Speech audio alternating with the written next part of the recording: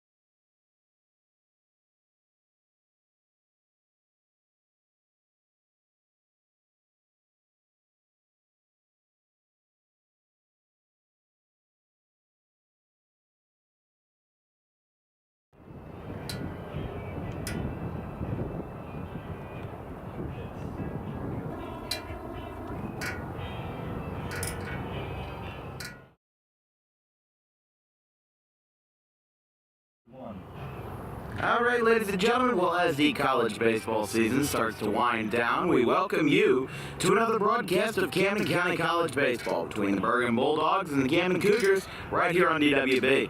Both teams trying to hold water at 500, and Zachary Holland, of course, the star-studded righty for the Cougars who threw a perfect game versus Delaware Tech just a couple of days ago. He's going to get his first start since that accomplishment, and as they're going to take the field, they're going to do the national anthem. And in just a couple of moments, we'll bring you first pitch and our starting lineups right after this.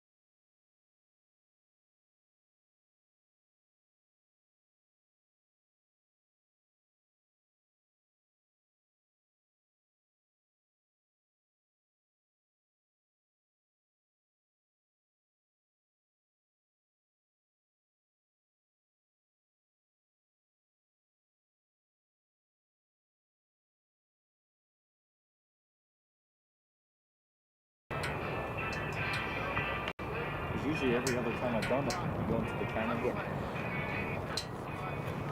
All right, ladies and gentlemen, we will introduce the starting lineup for the Bergen Community College Bulldogs. They'll start off with a Darion Rice in left field, followed up by Carlos Pascual in center, as Zachary Holland delivers the first pitch. And that's outside, ball one, we're underway. For the 3 spot, it's going to be number 27, Daniel Ramos behind the dish. Paul Figueroa takes the shortstop spot in the cleanup position. Ian Scalabrini is the first baseman batting 5th, followed up by number 39, Tyler Mertz as the DH. Elvis Felix is the third baseman batting 7th. That'll be followed up by number 18, Chris Merrill. He is the right fielder. And then Ransley Ferreras rounds it out with Marcus Kim on the hill. One's outside, and it's 3-0. Of course, Zachary Holland had a big start versus Delaware Tech in his last appearance, where he threw a perfect game in a 21-3 win. Batter swings at the 3-0, pops it up in the infield, and it's caught by Dan Obermeyer, 1 away.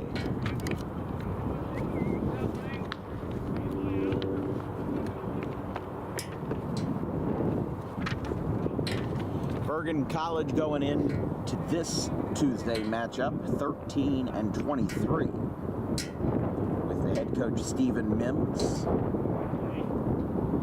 And the breaking ball misses.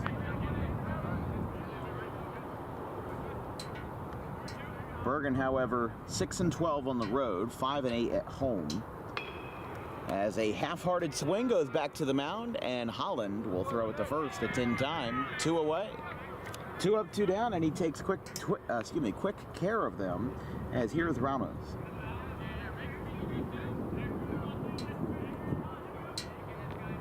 Bergen started the month of April with a 4-game losing streak, giving up 15 runs or more in 4 games in a row versus Ocean County. And hold that thought as a ground ball to Napoli at short. Throw across the diamond is in time. Side retired. Zach Holland worked so fast we couldn't even get all the stats in. Camden County grabs their bats in the bottom of the first. No score.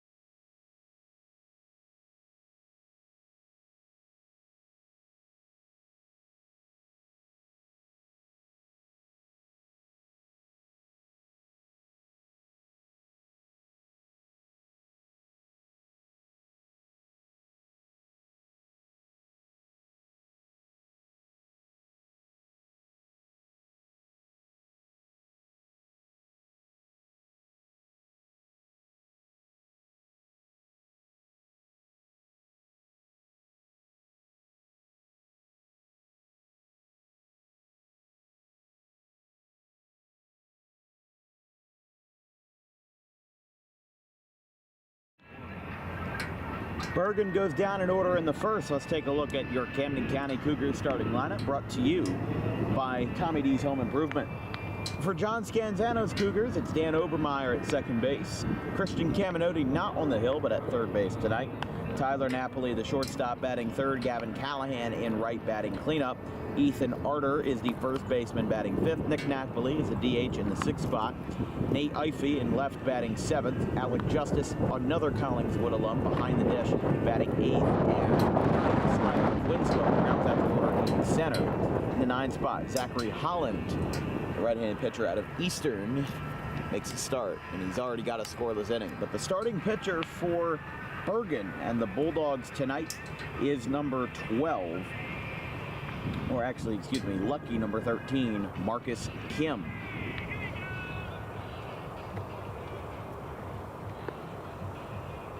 Marcus Kim, the freshman right-hander, with 8 appearances this year. This is his 3rd career start as a Bulldog. An unfavorable, but still holding on, 14.73 ERA and 14 2/3 innings. So Camden County's going to look to get an early start and keep that ERA going up and up and up.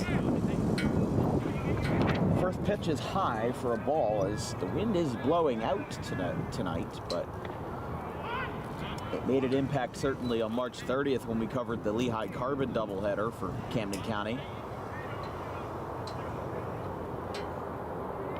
That one's down. Definitely just an interesting anecdote because you got to think about, you know, the fact that Camden County has hit the ball out of the yard here, even though it is a relatively pitcher-friendly ballpark. Line shot. Oh, what a catch at short. Beautiful play to bring that down. Right from the glove of Paul Figueroa, and there's one away. Can't argue with that. There's just some plays that can't fight. First pitch to Christian Caminotti, takes outside 1-0. Camden County switching it up a little bit, putting Obermeyer in the leadoff spot. Caminotti high chopper to short. Throw across is in time. The 4-3 ground out. It's 2 up, 2 down.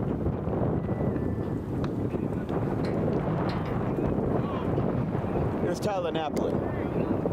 He takes over to shortstop position tonight.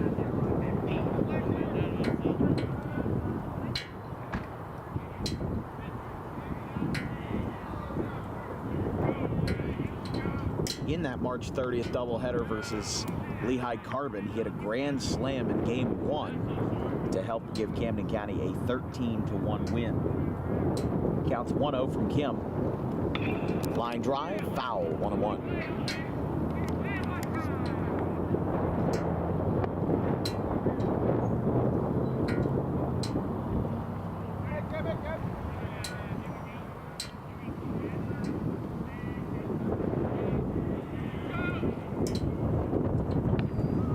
Breaking ball, lollipop curveball, pops into the zone. It's 1-2. 2 quick outs in the bottom of the first, and Camden County might go down in order the same way Bergen did. Here's the 1-2. Fly ball shallow down the first base line and going over. He reaches over, can't make the play. Thought he had it in his glove, but it just popped out. Would have been incredibly impressive. But he just couldn't hold on to it.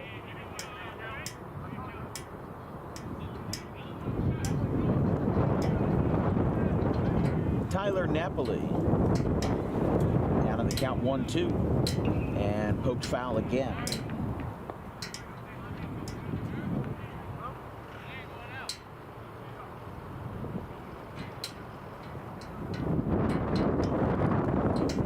Napoli staying alive. Got a couple of good fastballs and curveballs and got another piece out. Still 1-2.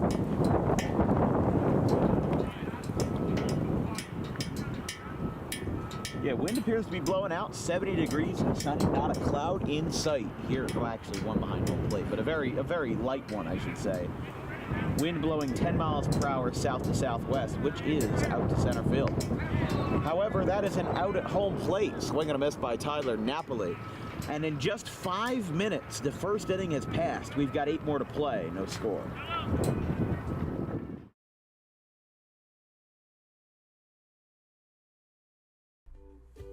In life, the road ahead is full of possibilities, but to navigate it safely, you need the right skills.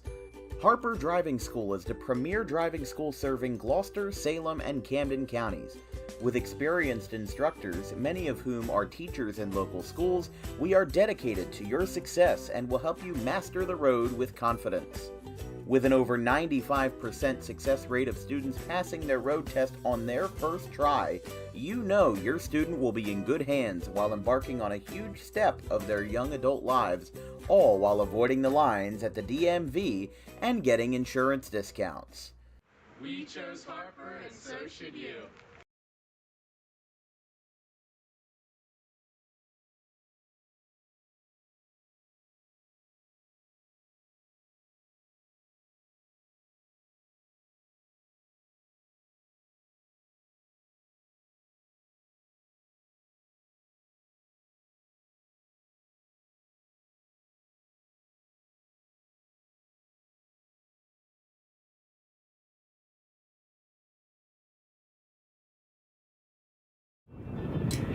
Top of the second, a record time in the first inning as Zachary Holland looks to keep up the good pace and keep up the quick outs as the number 4 hitter for Bergen, Paul Figueroa, the shortstop, bats. Figueroa, the sophomore righty hitter, righty thrower. 1-0. 327 average with 2 homers, 33 RBIs, and 32 runs scored, along with 7 stolen bases in the campaign. That one is down. As we were talking about, Bergen, 13-23 this year, 361 winning percentage for them, 9-19 in conference play. As here's a ground ball out to short. Napoli has trouble with it, and it goes into left field for a base hit. Tough hop in the infield. Nothing Napoli could really do about that. Just the luck of the draw, if you will. And Bergen's got their first base runner. In fact, the first base runner for either team.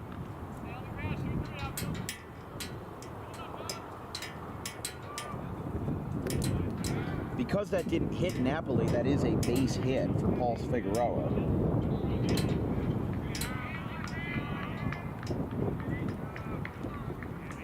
And here is their number 5 hitter, Ian Scalabrini. I would assume no relation to the Brian Scalabrini from the Boston Celtics from the late 2000s, because it is spelled differently. There's an I at the end instead of an E.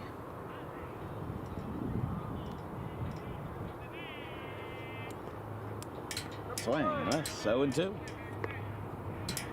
I gotta tell you, I mean, Zachary Holland, you know, we saw him earlier in the year, and he didn't have his best stuff. And after he threw the perfect game versus Delaware Tech, then, throw down to first, not in time.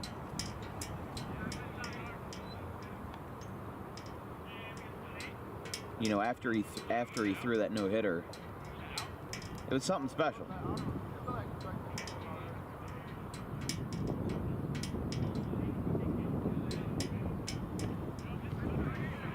That one misses.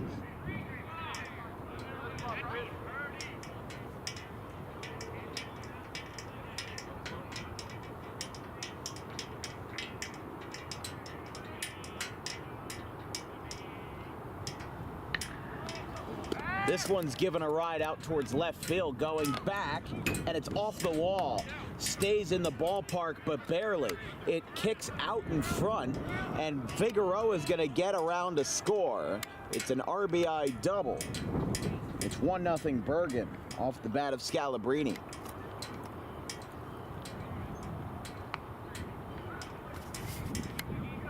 I'm shocked Scalabrini didn't try to go to third there, because he had a good momentum, and the ball kicked off the base of the wall, which sent a weird carom. But here is Mertz. There's a line drive, stopped at first, and he'll make the play. One away. So a leadoff single, an RBI double, and now the ground out advanced the runner to third.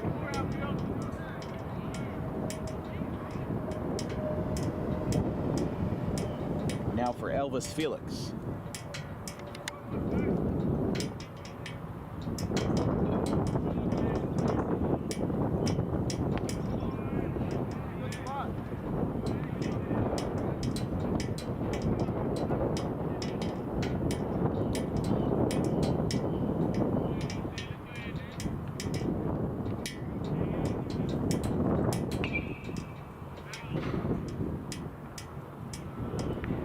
So Zachary Holland, I apologize. It was not a perfect game. It was a no-hitter versus Delaware Tech.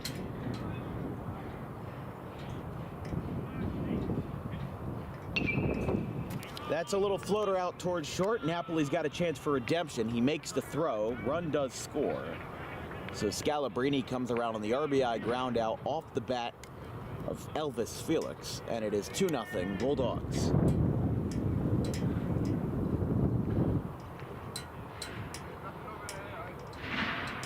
That's really all you can ask for. Can't ask for much more than that. You drive in a run, gets it out for Camden, but not a big deal because you've already got 2 runs on the board this inning. Obviously, you want to progress a a little more, but if 2 runs in 1 inning is what you can get, and I wouldn't be too mad at that. It's 1-1.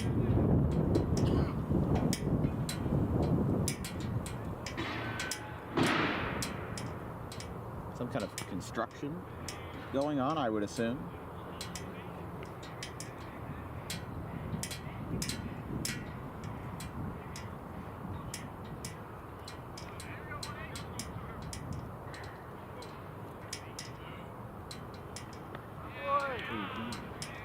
They're saying he went, yeah. 2-2. Holland allowed 2 runs on a RBI double off the bat of Scalabrini and an RBI ground out off the bat of Felix. That one's outside. Count is full to Chris Merrill. If the inning continues, Ransley Ferraris would be on deck for Bergen. Gives this one a shot in the right field. That's a 2-out base hit.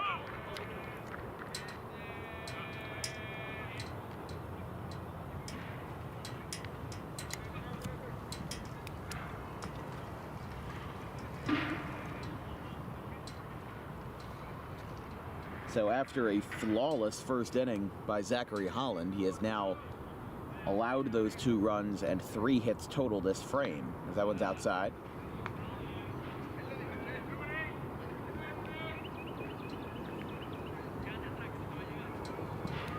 A leadoff base hit by Figueroa, followed immediately by the RBI double by Scalabrini. Here comes the throw down to second. It is not in time, just got under there. Obermeyer certainly thought he was out. He started running all the way back to the dugout. He was about halfway through.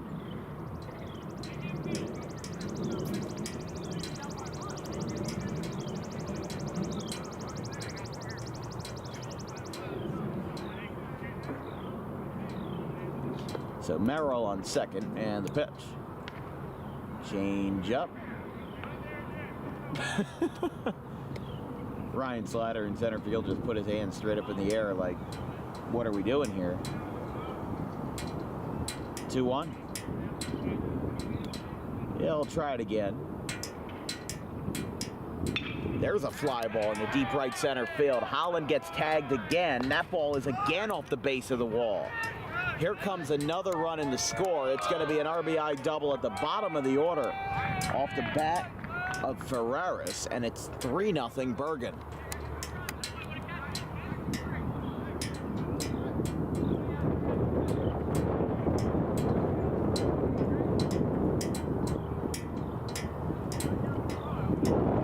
They've tagged Holland well with 4 hits here in the second inning after a 1-2-3 first, as Ferraris in the bottom of the order now bring it back up to the top for Rice.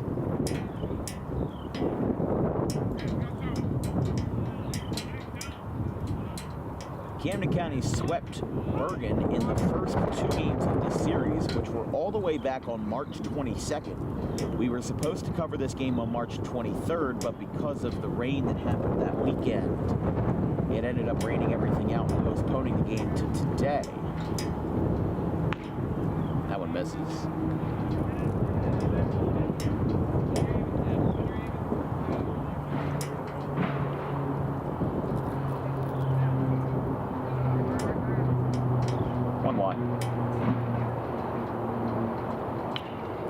Fly ball, shallow right center field. This could get out of the jam. Slider goes over and he makes the catch. Side retired, but not without the damage done. 3-run score for Bergen in the top half of the second. We're 1.5 through. Bulldogs lead by 3.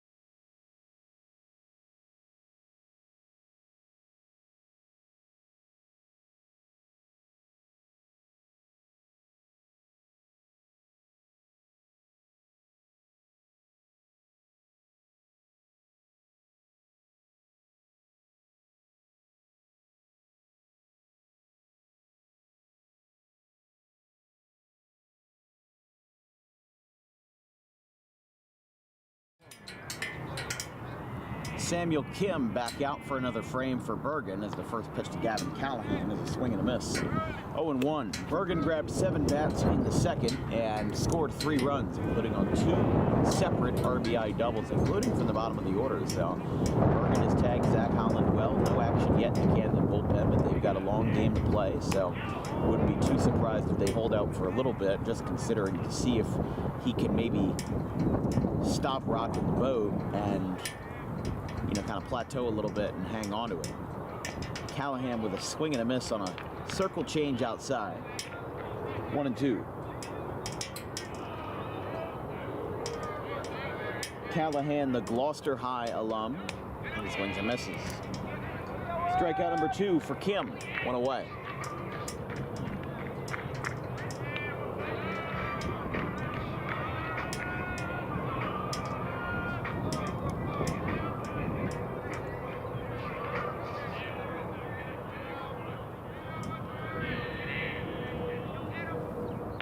Camden County College only has 8 games left on their campaign, a 3-game series versus Middlesex College, starting on Friday here, and then 2 games at Middlesex on the 27th. It's a swing and a miss. 1-1. The next time we'll be covering them is Saturday, May 4th. That's games 2 and 3 of a 3-game set versus Rowan College of Cumberland, RCSJ Cumberland. The Dukes. And then they've got a doubleheader at Ocean County on Sunday, May 5th. That was rescheduled from April 13th. 2-1.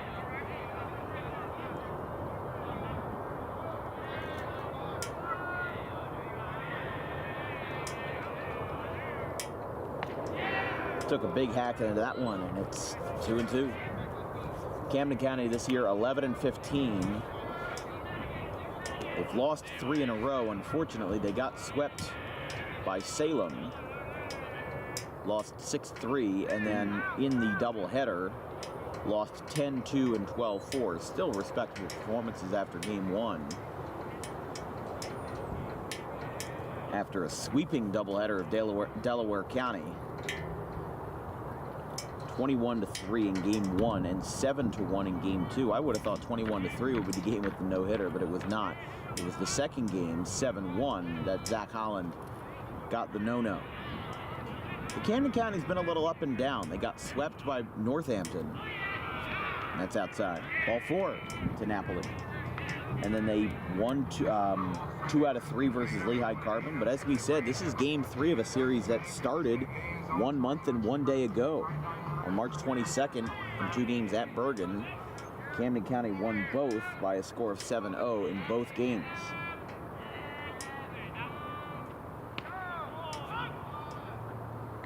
Strike called 0-1. So Arter works the walk with 1 away, and here's the DH Nick Napoli. They're going to throw behind the runner. Close call, but they didn't get him.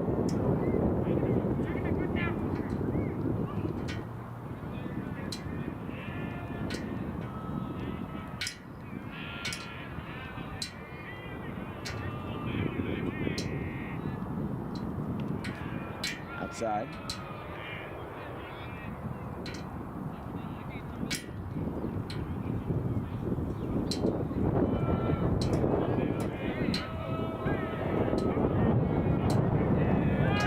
Another throw down to first, not in time.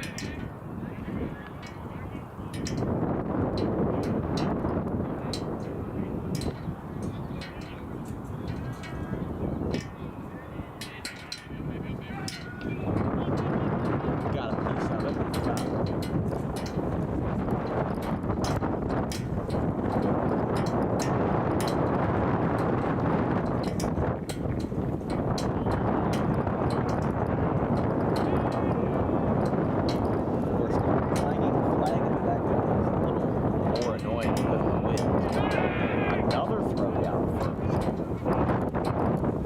There's no kickoff limit like there is in minor or Major League Baseball, so theoretically they could just keep giving them a shot. But I don't think Arter is, not to say he's not a stolen base threat, but I don't think that's something that's really necessary here in the second.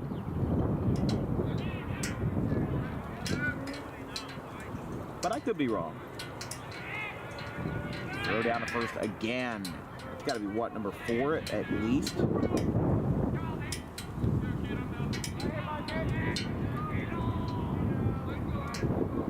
Arter, the former Morristown Quaker, does have 15 stolen bases in 22 games, so it's not entirely unprecedented. That is number 5 that they've thrown down this inning.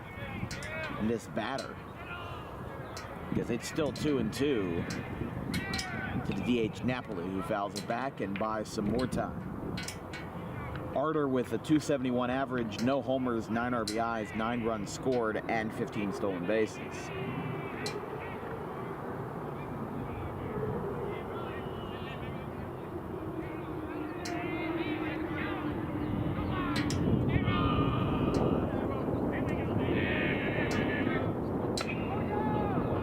Hit down the third base line, going over and foul. Stays alive again. Well, pitch number 7 of the at-bat is coming up. Still 2-2. Nick Napoli, .278 average. No homers, 10 RBIs, 17 runs scored, and 5 stolen bases.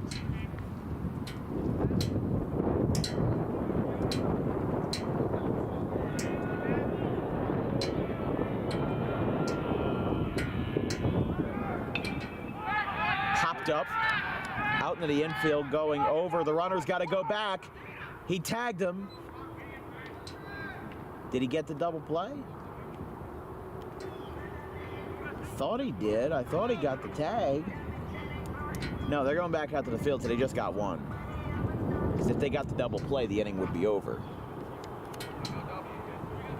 So 2 outs. Very lucky that Arter escaped that.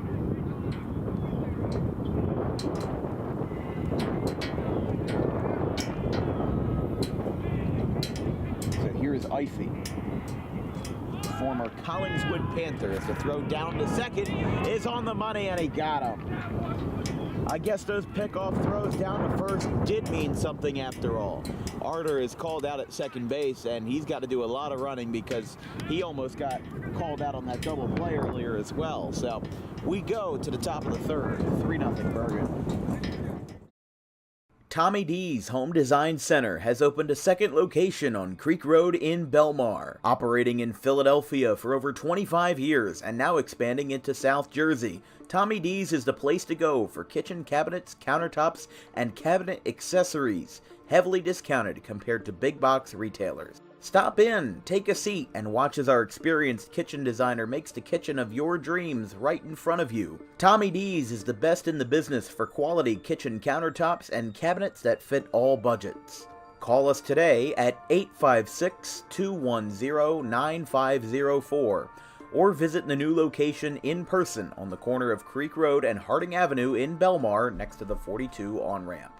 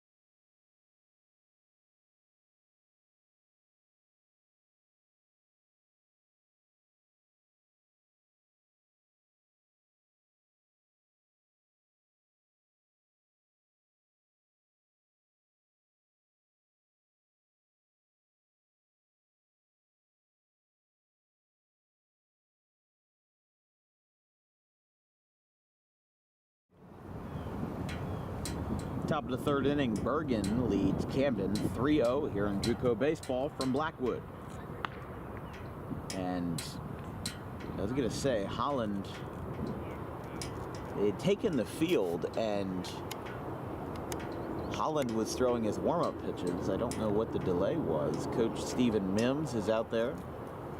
And now he is jogging to first base. I don't know what the delay is because they cut the music and it looked like they were going to get the inning back going again.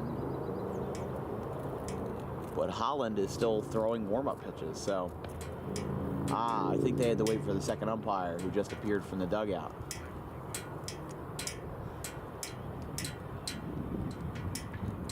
Don't quote me on this, but from where the umpire was coming, I think might have just needed to relieve himself, which we all do. There is a porta potty right behind the plate here in Camden, or here at Blackwood at Camden County. So it's not entirely unprecedented, but there's a line drive in the right center field. Sliders got it, picks it up, runner halts at first. A leadoff base hit. Off the bat.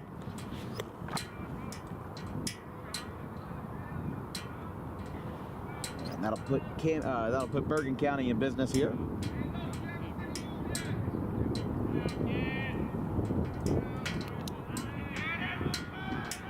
So Pasquale with a leadoff single. And inside to Ramos.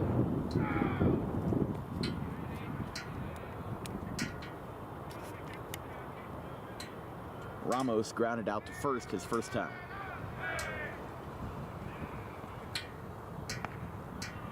Fastball misses. It's been a tight zone tonight. Which, hey, I mean, I can't be too mad at, you know. It's the letter of the law.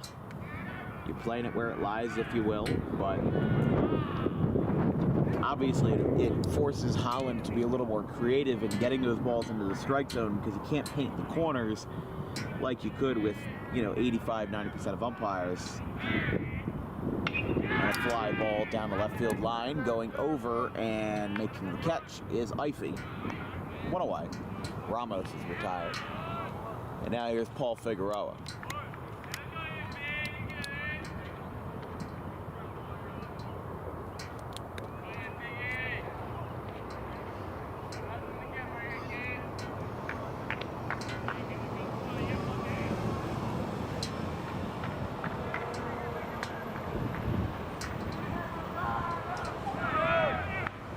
Here comes the throw down to second base, is in time.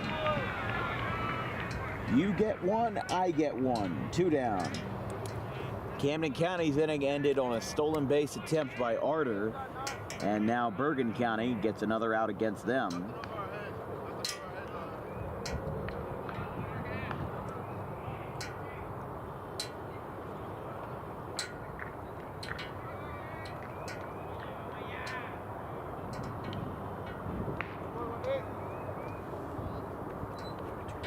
Oh, 2 to count.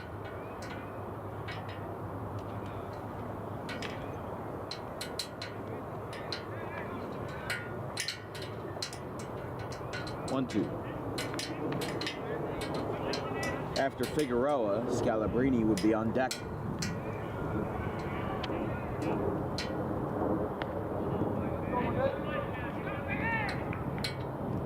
Now 2 and 2.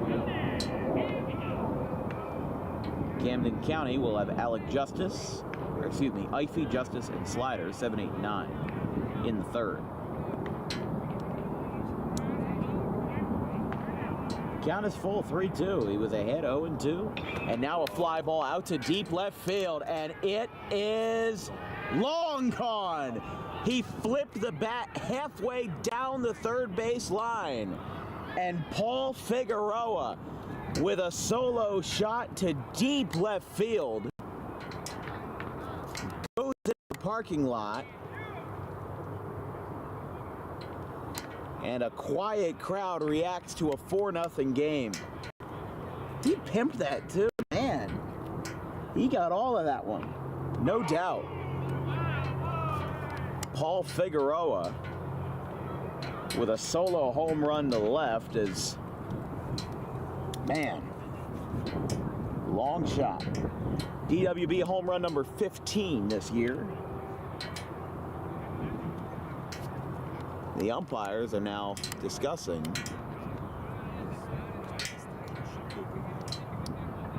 Yeah, that was deep. That was very, very deep. You know, there is the college rule where if the umpires believe a player excessively showboated, they can choose to eject them from the game. And that option has been used before, not necessarily here, but it has been used, like with Drew Gilbert of Tennessee. It happened to somebody on Texas A&M a couple nights ago. I didn't see any motion, and I didn't see any... All I saw was the bat was in the air, and it was taller than the dugout. It's 0-1 after the home run by Figueroa.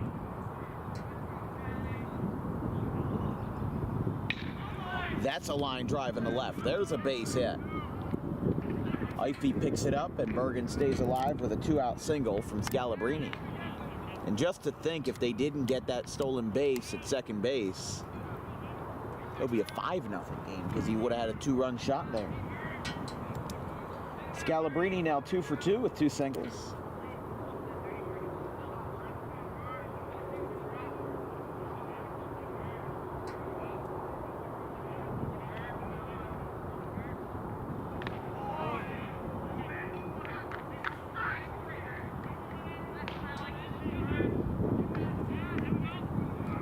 Estimated home run distance on that, 435 feet.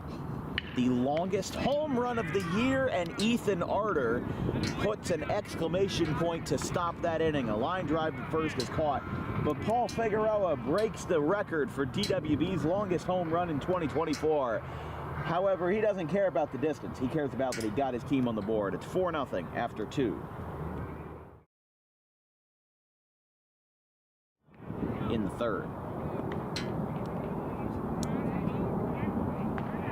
Count is full, 3-2. He was ahead 0-2. And now a fly ball out to deep left field, and it is long gone.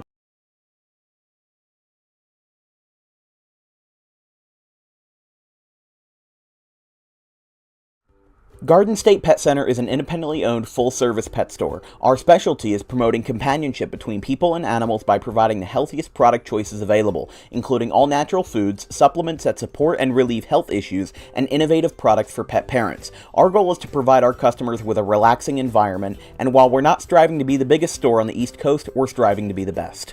No other pet store will make you feel at home like we do. At Garden State Pet Center, we view pets as members of the family. We don't believe in fast, high-pressure sales, but instead matching up the right pet with the right owners, as you are making a lifelong commitment. Together with our team members, we would like your visit to our store to be both enjoyable and educational. Simply drop in and take a look around. View the birds, reptiles, small animals, toys, food, cages, and miscellaneous items. Learn of the services we have to offer and decide for yourself if this is the store you'd like to call your home away from home.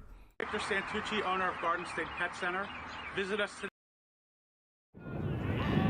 Paul Figueroa extends the lead for the Bergen Bulldogs with a 435-foot shot to left. Nate Ify gets it started for Camden County here in the bottom of the third. 4-0 as Samuel Kim delivers the first pitch. High and away. Not to mention the fact that the wind is blowing out. We've got decent amount of wind blowing out as well. Definitely took advantage of that in a line drive. Base hit Ify. First hit of the night for the Cougars. And it comes off the bat of the 7-hitter as Ify gets aboard here for Alec Justice, his former teammate at Collingswood.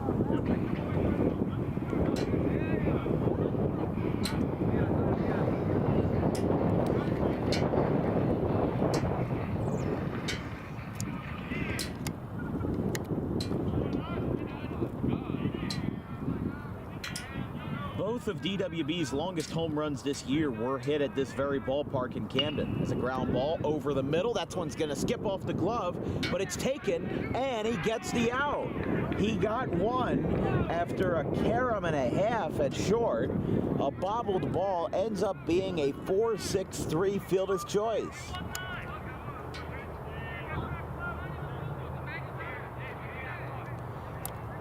And now Scanzano not happy about the call. You can hear it from here. Said he wasn't even close to the bag.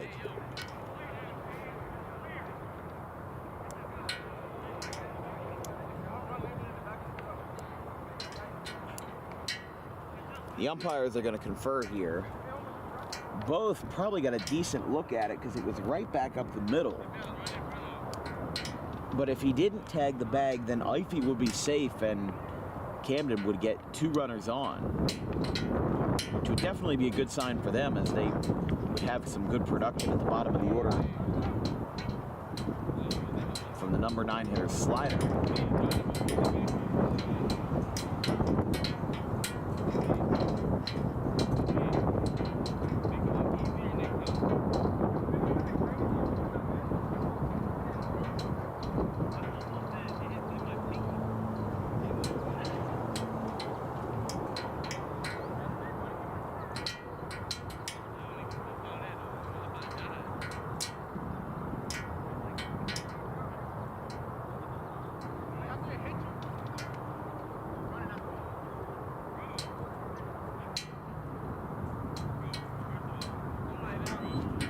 So the umpires talked this over. We were going to mention both of DWB's longest home runs this year have been hit in Blackwood. But unfortunately, both by the visiting team. Ryan Cole of Brookdale hit one 429. They're going to call him save.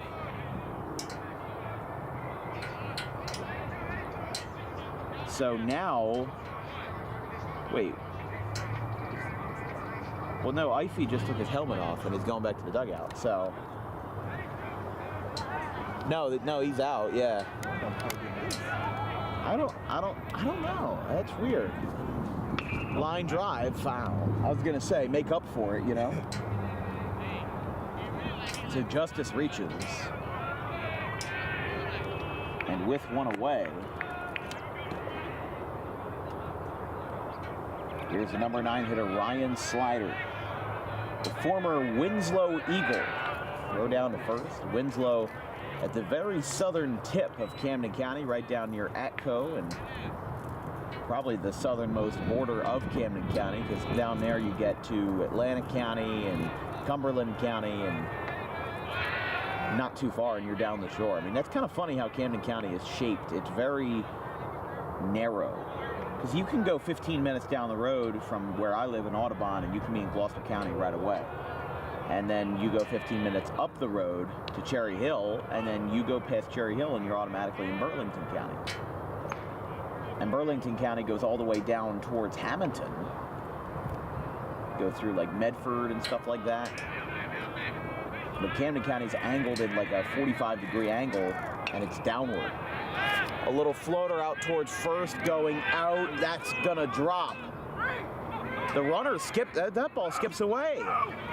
He's going to third. Justice is in there, and a base hit by Ryan Slider at the bottom of the order puts Camden County in scoring position, and then some. Now the lineup turns back over to the top for Dan Obermeyer.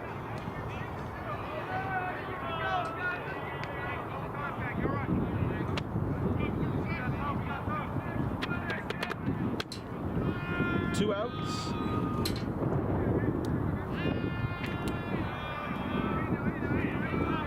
Runners on the corners here for the Cougars, facing off against leadoff man Napoli. Throw down to second base is going to be cut off. Probably the right move there, the smart move to make. Because what if that runner from third broke from home? I mean, it doesn't seem very beneficial on paper, but that was a good strategy call there to let that one go and try to get the bigger picture. It was the 1-0. Up and in. 2-0.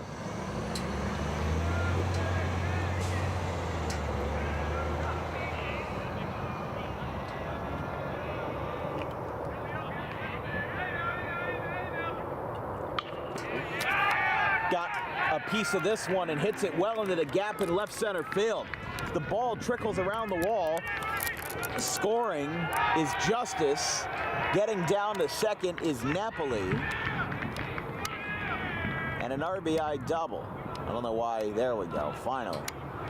Took about 30 seconds for the camera to focus, but an RBI double. Ends up plating both runners. And it's 4-2.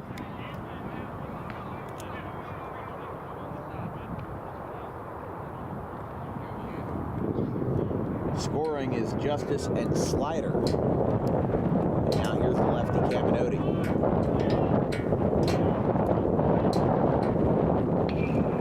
Ground ball, right field side. That's a base hit. Goes into the corner. Rounding first and going to second. The throw does not beat him, and an RBI double off the bat of Christian Caminoti. And in the blink of an eye, the Cougars are back in it. It's 4-3. That did not take long. They responded to that home run, and they responded to it big time. You know, kudos to them. As Samuel Kim will get a mound visit here. Bergen CC led by coach Steve Mims, assisted by Luis Santos, Nick Balitzos, and Anthony Ratty.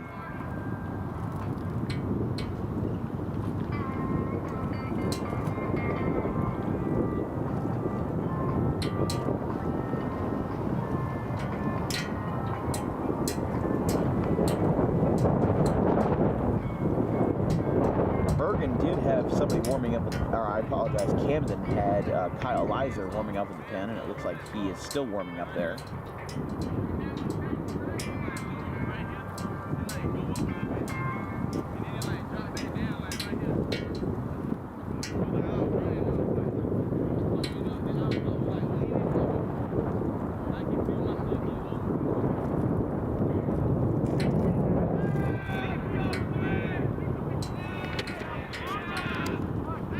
Tying run on second base. Didn't think I'd be saying that at this early point in the game, but Caminoti is on second for Napoli.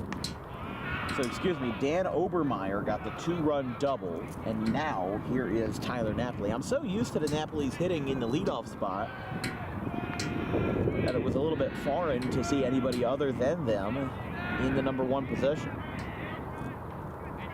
1-0 from Kim. It's down 2-0. They're going to throw back to second, try to get a tag down, but it was not in time. Bergen's first 3 in the 4th will be 7, 8, 9, Felix, Merrill, and Ferreras. But Camden County has put 3 runs on the board, all from the top half of their order. And now to the number 3 hitter, Napoli. They throw back down to second. Wow, that throw missed by a mile. He gets down to third and gets in there safely. That was one of the biggest overthrows to ever overthrow. Wow. Yikes. So Kim allows that error on a wild throw into center field.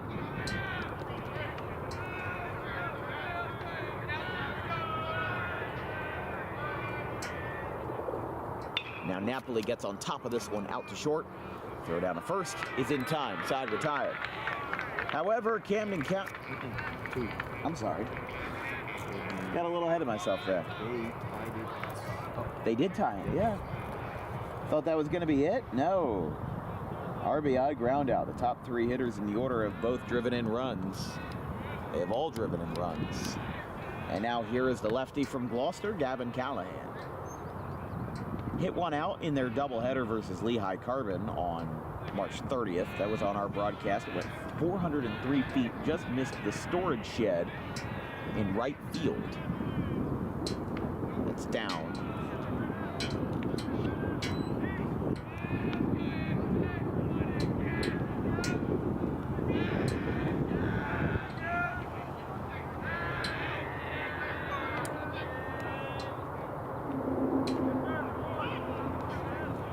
Strike 1.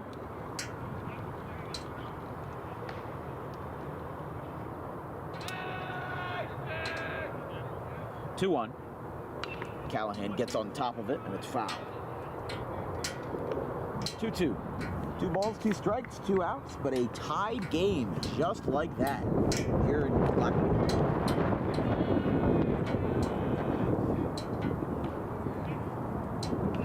Callahan gets on top of one again, looking to give one a ride.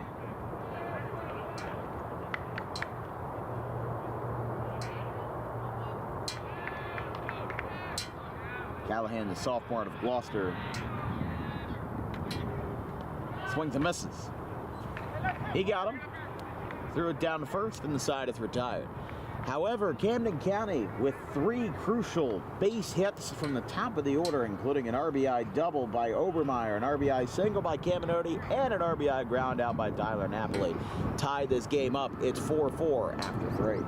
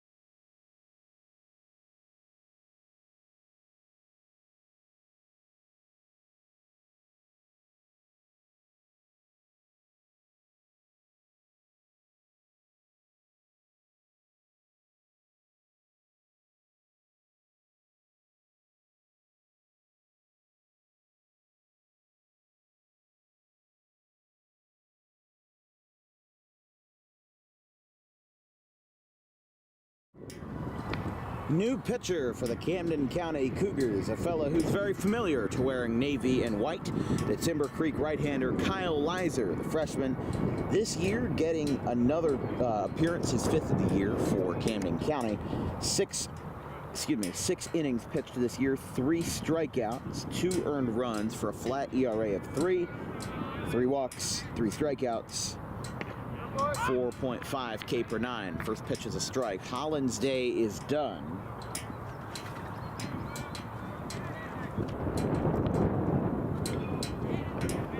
For Camden, in his first 3 innings of work, did not record any strikeouts, but gave up 4 runs. And from the looks of it, all of them were earned. So it's 2-1. But after a rally cry 4-run inning in the bottom of the 3rd, Camden County has sprung back to tie this game up 4-4. There's a foul ball. 2 balls, 2 strikes.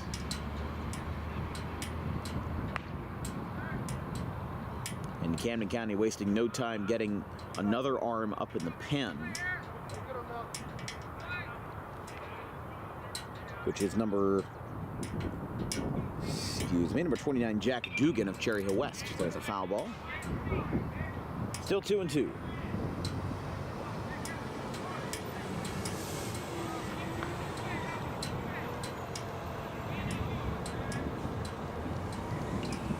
Foul back. Just keeps getting pieces of it.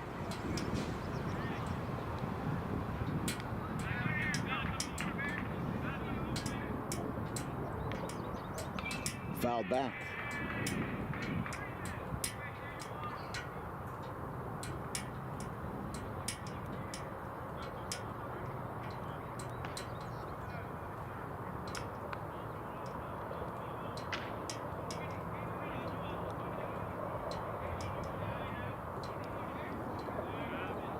Still fighting, and the count is full. Lizer delivers. Strike 3. He was confident in that too. He had about 3 steps down the first base line, and then he was called out, 1 away.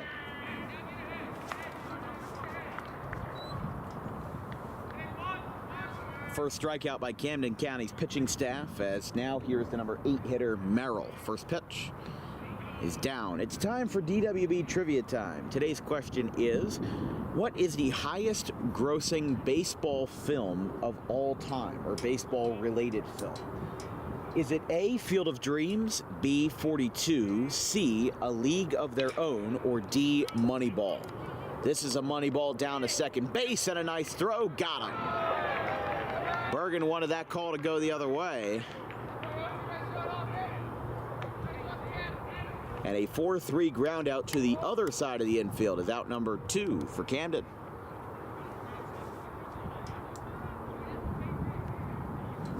And here's Ferreras.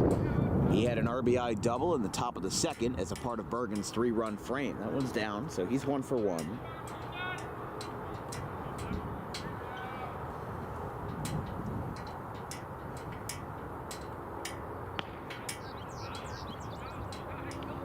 That's a ball.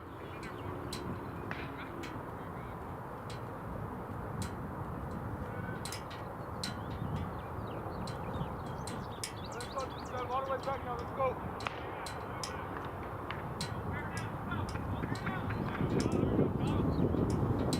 Three-oh.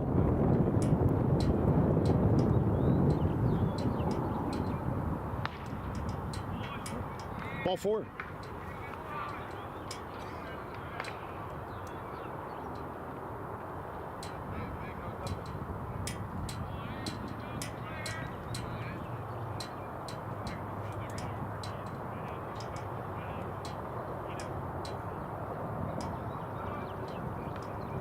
So here's Adarian Rice, the leadoff man for the Bulldogs, as he takes that one for a strike.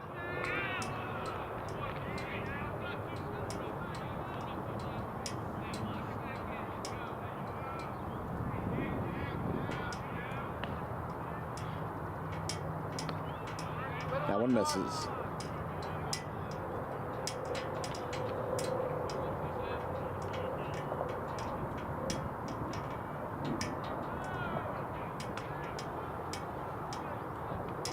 One ball, one strike to the leadoff man, Rice. That one is behind him. Now they throw back behind the runner, and a close call, but no harm, no foul. It's a busy day here in Blackwood. Baseball playing Bergen, softball playing Lehigh Carbon, and tennis playing RCGC. So there are 3 home games going on right now, so William Logan is a very busy man. You can see the as that one got away and Ferreras advances to second. You can see the Cougars van behind home plate. He has been hopping around all day, really, because those games basically started at the same time, so he had to make sure everybody on all 3 fields were all good. It's a foul ball.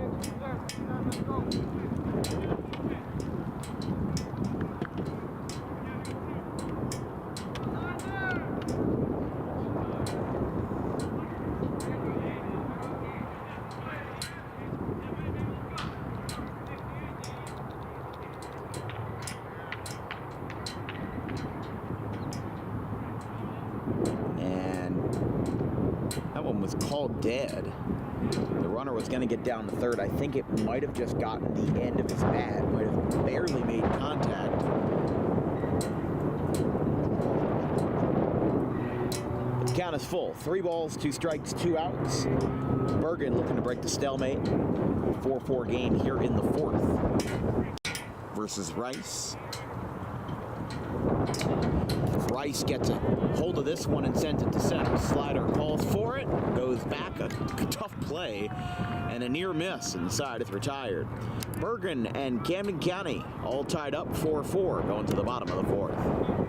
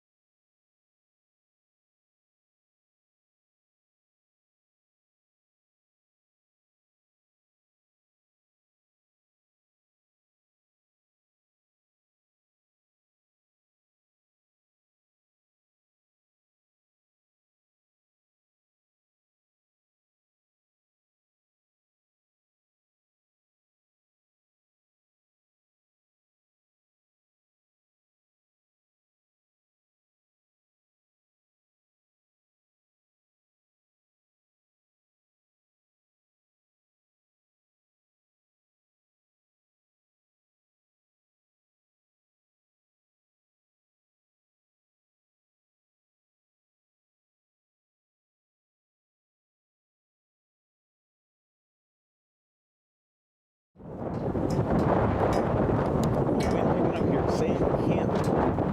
1-0 in the bottom of the fourth. It is time for DWB Trivia Time. Today's question is, what is the highest grossing baseball film of all time? Is it A, Field of Dreams, B, 42, C, A League of Their Own, or D, Moneyball? Vince, I don't think I've given you this question before. You got a guess? I don't want to get a lot about it. It's got to be C. A League of Their Own? Yes. Well, hold on, as this catches in a league of its own in center field. Nice play. And there's one away after the nice catch backpedaling in center field.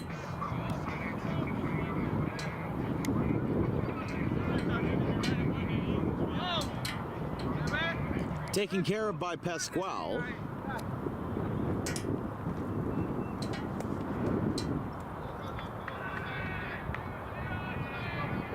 And Arter is retired. So yes, correct answer is C, A League of Their Own. A League of Their Own, a very popular, quote, chick flick.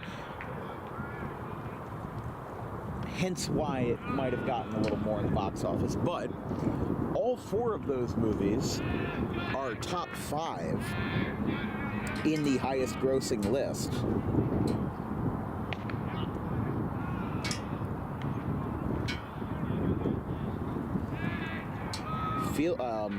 Excuse me. A League of Their Own got, let's see here if we can go to the article. It refreshed the article, so I had to do it. But A League of Their Own is the only baseball movie in all of the history to gross over $100 million at the box office. 107.5 million with the famous line, "There's no crying in baseball," but there is a lot of walking in baseball, and that is what Napoli just did. He puts a runner on first. Here's Ify. He singled in his first at-bat. 42 was second with 95 million. One of my favorite baseball movies I've ever seen of all time. That one hit him. No, it didn't hit him. It went behind him, and it goes to the backstop. Ball still finally corralled in. And Napoli gets to second here. Moneyball, another favorite of mine, is at third at 75.6 million. The Rookie from 2002, that had Dennis Quaid, which is a real-life story about Jim Morris. And then at fifth was Field of Dreams, just over 64 million. From 6 to 10 are all pretty popular baseball movies, at least within the baseball community. Benchwarmers at 6, Rookie of the Year at 7, Bull Durham at 8, Angels in the Outfield at 9, and Major League, the first one, at 10.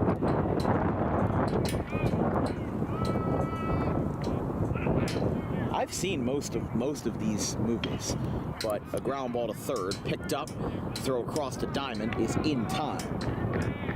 And Felix takes care of him. Ify is retired, and there's one away. 2 away, rather. Then for 11 through 15 is The Natural, and then Fever Pitch, which is, a terrible movie. Hardball at 13, which whoever would have thought that Keanu Reeves could be in a baseball movie. $1 Million Arm at 14, and then another bad rom-com turned baseball movie, Trouble with the Curve, at 15. They are at number 17. Bad News Bears is at number 17. 16 is For the Love of the Game with Kevin Costner. 18 is The Sandlot, which people have asked me every single time I brought up that question, why is The Sandlot so low? Well, it didn't do great at the box office when it came out, but it's kind of been revived as like a cult classic. Kind of like The Room with Tommy Wiseau, or what's it, The Little Rascals? Is that another one? Yeah. Like those kind of movies, they do terrible when they release, but then they get a second life, you know, with like VHS and DVD releases and stuff like that. 19 was Major League 2, and then 20 was Mr. 3000. That was the top 20. That list from an article by The Wrap. 2-1. Up and in, 3-1.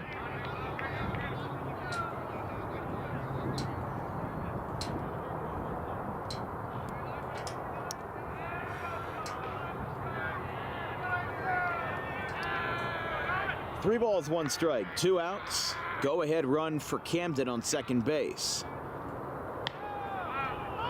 Strike 2. Oof. Not the call that they needed.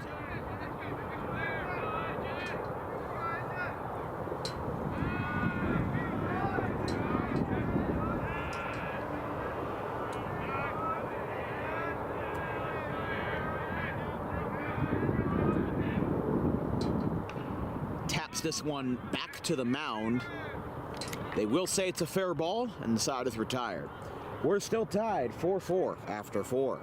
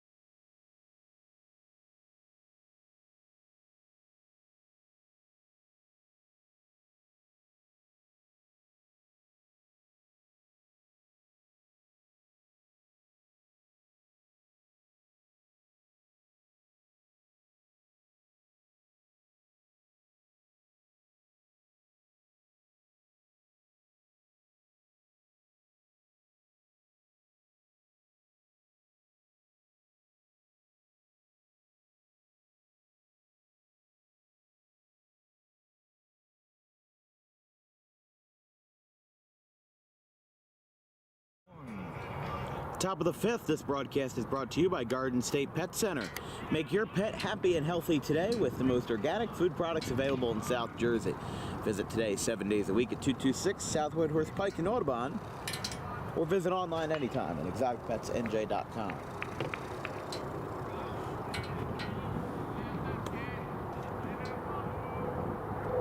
Pascual, Ramos, and Figueroa, who had the long home run in the second, are set to bat here for Bergen.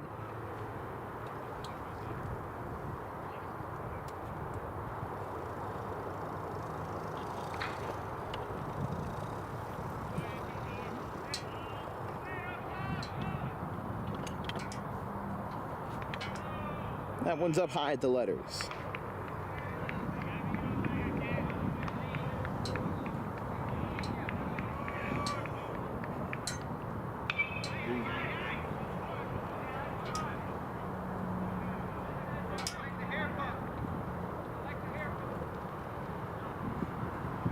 Two balls, one strike.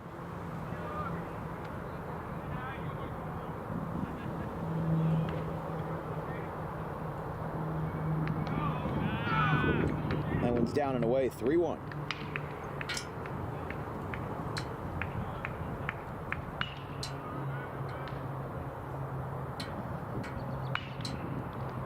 Swing and a miss, wow. Big hack there, and the count is full.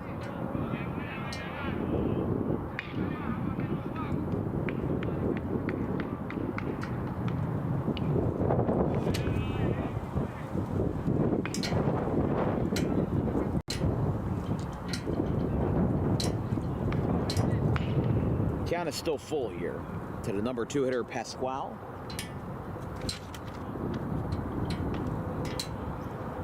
He is 1 for 2 with a ground out and a single.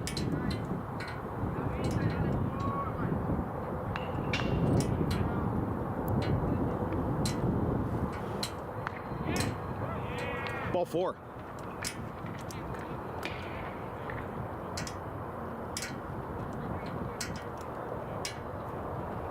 And here is Ramos.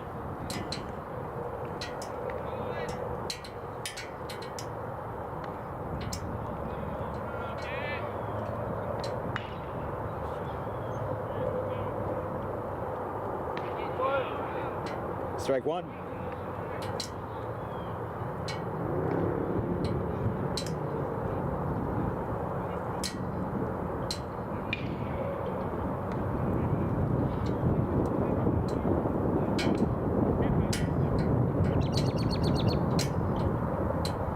Inside, makes him fold a little.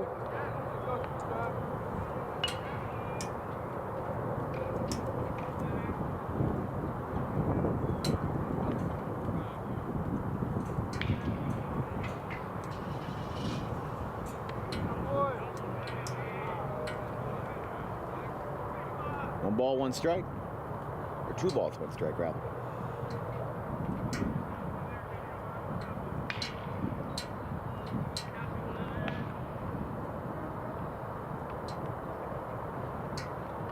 That is down. Now the runner is going to go down a second. Here comes the throw. It looks like it beat him. He got him. They did it again. Pasquale gets called out at second base. And the base running troubles continue to woe both teams. 1 away. That's exactly what you want. They got bit once.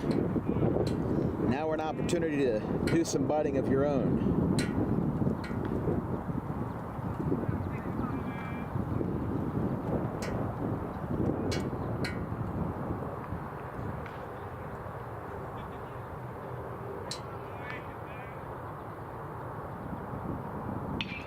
Line shot in between third and short, base hit.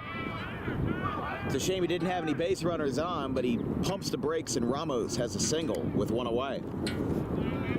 He breaks the offer and he's now 1 for 3 as here is Figueroa. Well, he's 2 for 2, and the last time he grabbed a bat, he sent one over the fence and he sent a bat nearly over the fence as well. A 435-foot home run, the longest this year on a DWB broadcast, and the 15th of the year, and now he goes full circle, going from a home run to a bunt swing. But he pulls back, it's 1-0.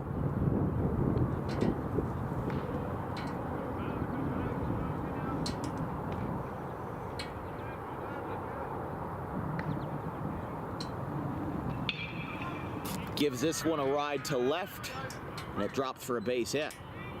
Figueroa 3 for 3 as he has been hacking the ball all night.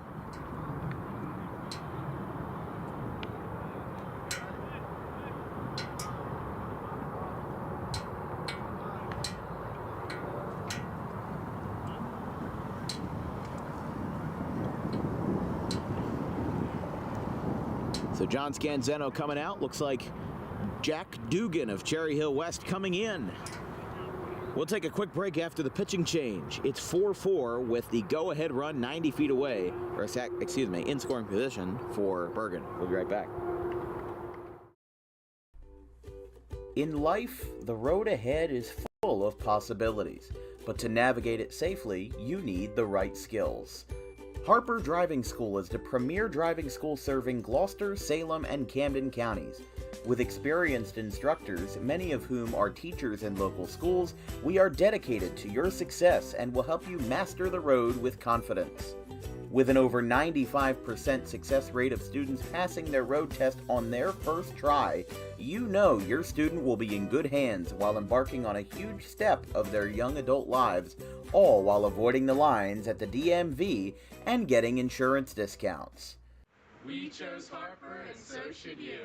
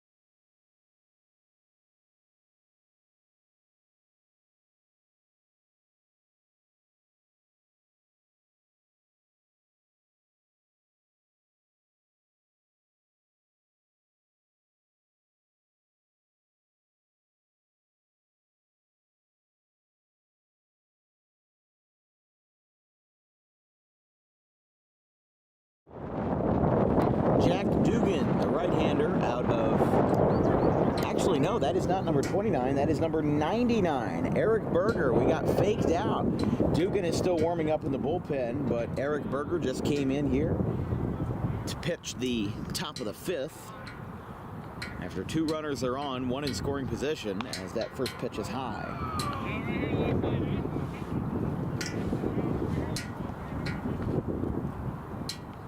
In his first year as a pitcher, 2 appearances, only 1 inning pitched, 1 strikeout, and 2 walks, no earned runs. So a very sparse amount of time he's had on the hill.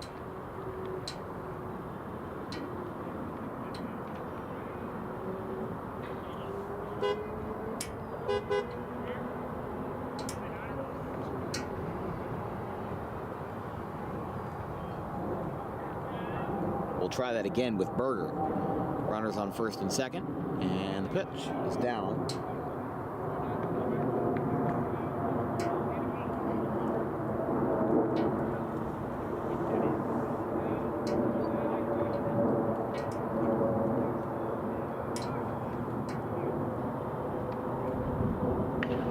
Popped up. Shallow right field line. Arter going over towards the corner and towards the fence. He makes the catch. 2 away.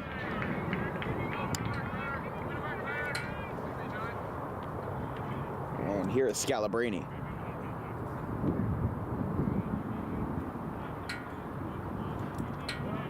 Scalabrini also 2 for 2, just like Paul Figueroa.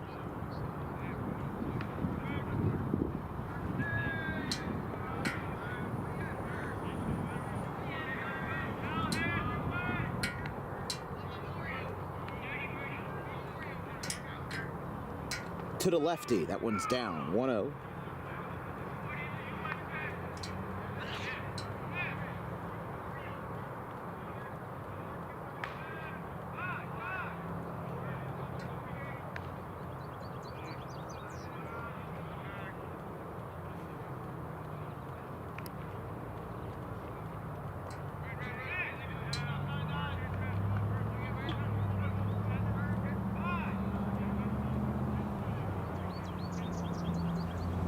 Two balls, no strikes.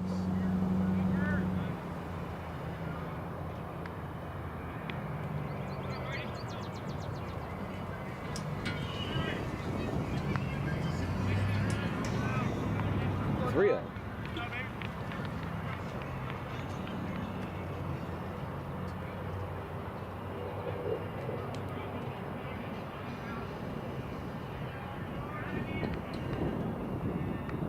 Berger delivers.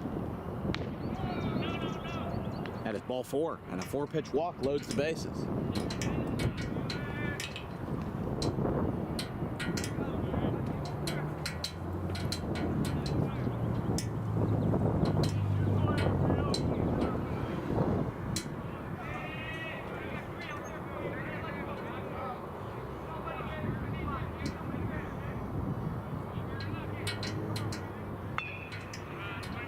Fouled back. So, excuse me, Mertz walks, and here's Felix.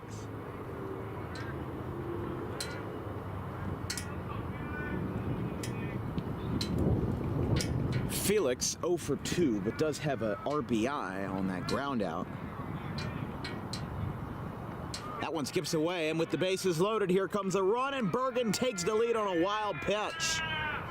Scoring from third is Ramos, the number 3 hitter, and with 2 outs, he'll go get his catcher's gear on. It's 5-4. Well,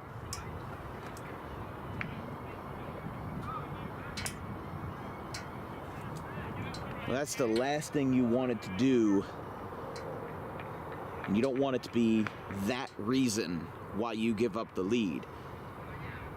You don't want a wild pitch with the bases loaded to be the reason why. That's some high school stuff. You know you're better than that, but mistakes happen.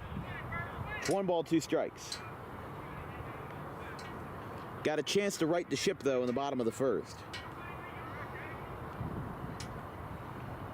That one is down. 2-2.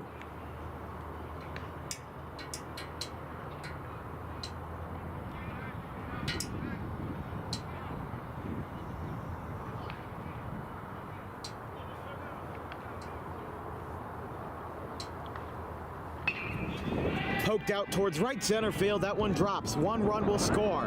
Mertz is coming around. Slider's got a throw. It's cut off.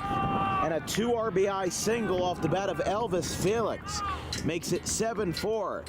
He was responsible for 3 runs coming home with him at the plate. 1 on a wild pitch and 2 on a base hit.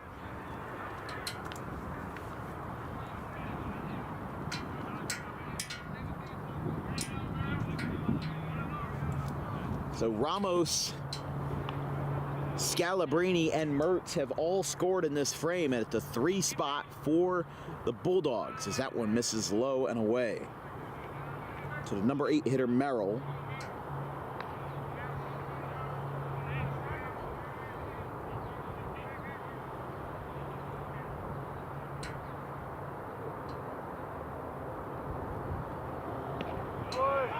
There's a strike.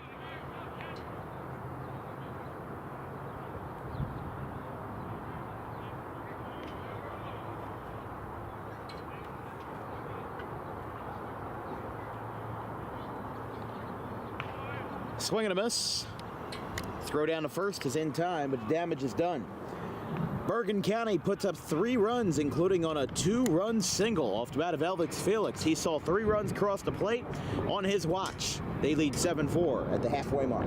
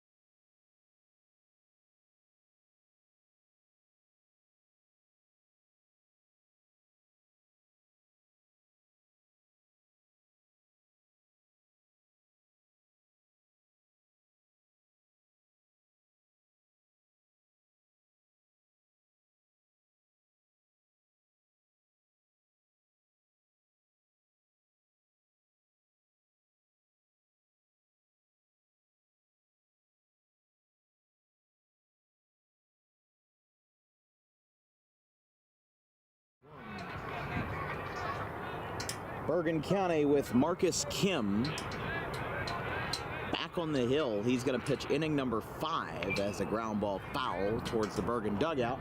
Makes it 0-1.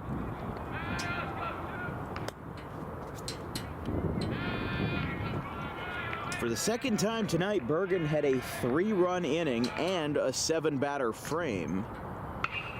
Gets on top of one and lines it to left over the bullpen and into the parking lot. 0-2 now.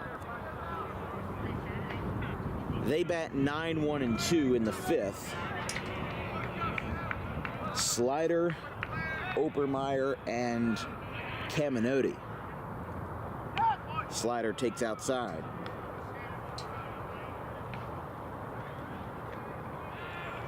Ryan Slider, the former member of the Winslow Eagles, a freshman this year, takes high. 150 average in 9 games played, no homers, 3 RBIs, 3 runs, and 1 stolen base. By the way, for other updates in the Camden County realm, Camden County softball trails 6-1 in the 3rd versus Lehigh Carbon. That one's foul.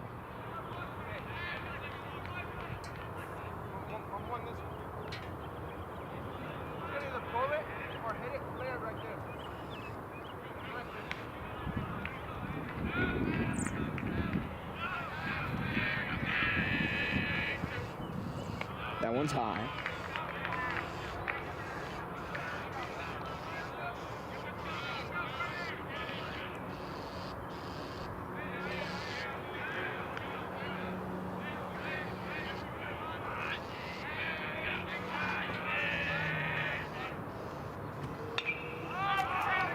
Picked up first base side. And that's caught. One away. Slider is retired.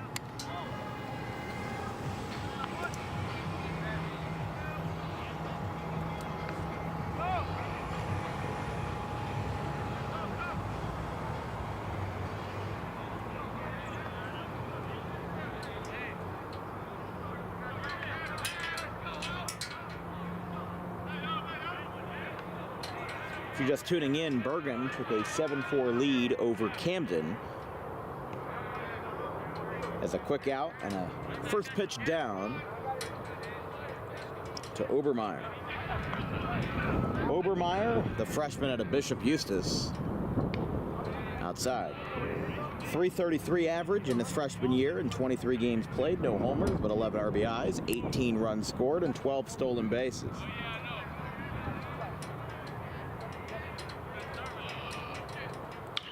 Grounds this one in between third and short, and it gets through for a base hit. So a one-out knock off the bat of Obermeyer, and this brings up the third baseman, Camden.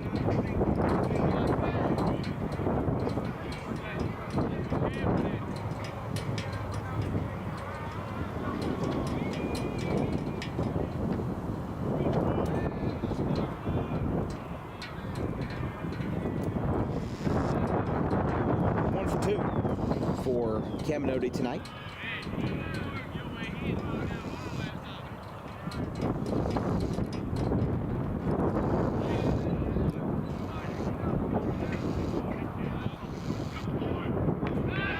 Throw back to first, not in time. Camden, native of Camden Catholic, class 22. 380 average this year, not to mention the fact that he has been quite good on the mound as well. With a 4.2 ERA, and he gets in there safely at second base. So, but Camden 380 average this year, a career 373 hitter across 2 partials. 1 partial season and 1 full season. Career 28 for 75. No home runs, but 19 RBIs in the present season.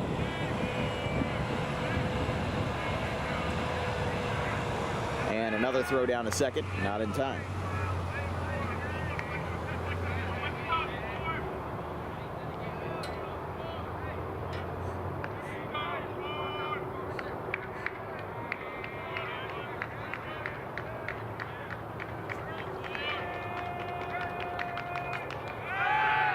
Another throw down to second, faked by Kim.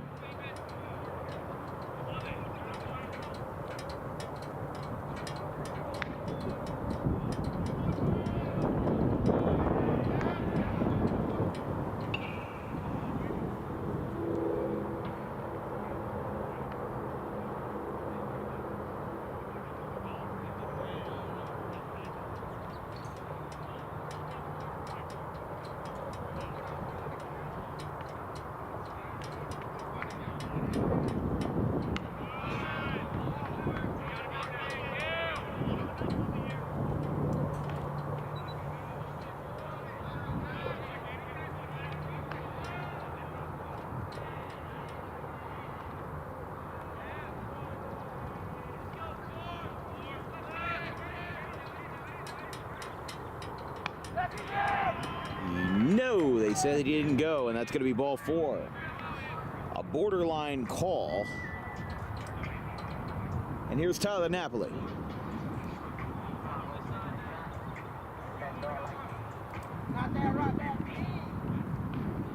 Well, you know you got good taste when you're singing the songs of your opposing team's walk-ups. Well, Steve Mims is coming out here, and he's going to talk to Kim.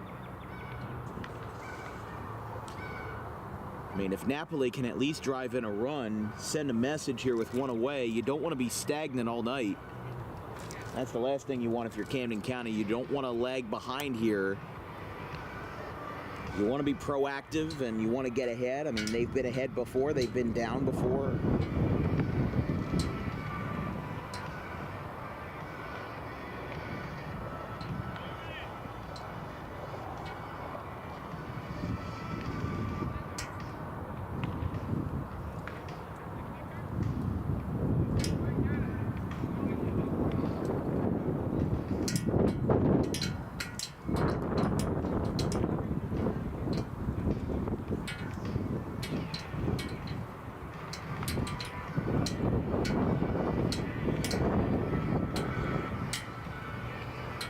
Looks like they'll keep him in. Sam Kim has allowed 4 runs tonight. Or excuse me, Marcus Kim, sorry. But here's Napoli.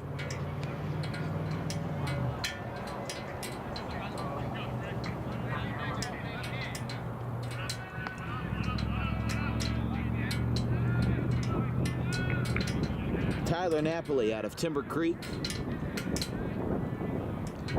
1 homer this year versus Lehigh Carbon, but a pop-up in a shallow left center field. Backtracking, and it is caught. 2 away.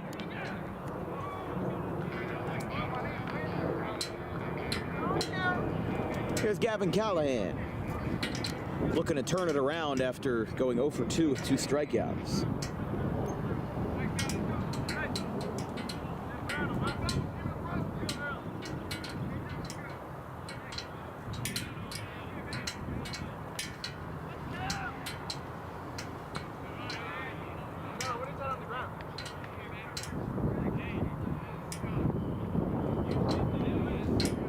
To Callahan.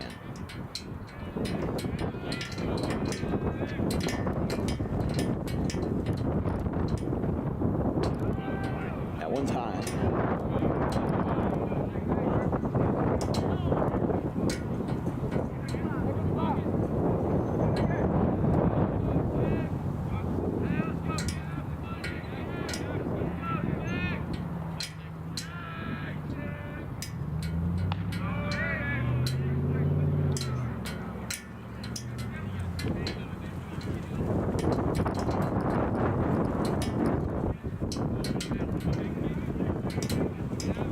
Very quickly, 3-0. And you could load the bases here, go ahead, run up, smack one out, and you've got a brand new ball game. Even now, you'd have a brand new ball game. And that is ball 4. So a 4-pitch walk to Callahan, and the bases are loaded. Bergen does have an arm warming up down the left field line. It appears to be a lefty. As here's Arter.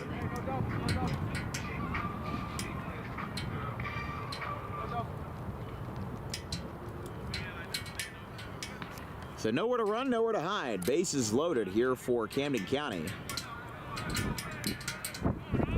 As we said, they do have an arm warming up at the pen.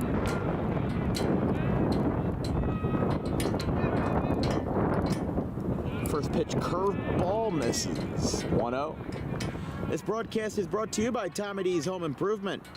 Make your dream kitchen come true today with wholesale kitchen cabinets and countertops at heavily discounted rates.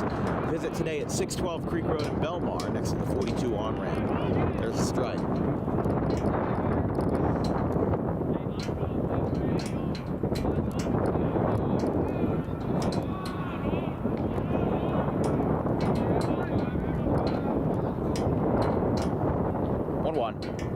Outside. 2-1. Don't forget, all the commercials that you see on Dan Wilkins Broadcasting are edited, produced, recorded, and filmed by myself.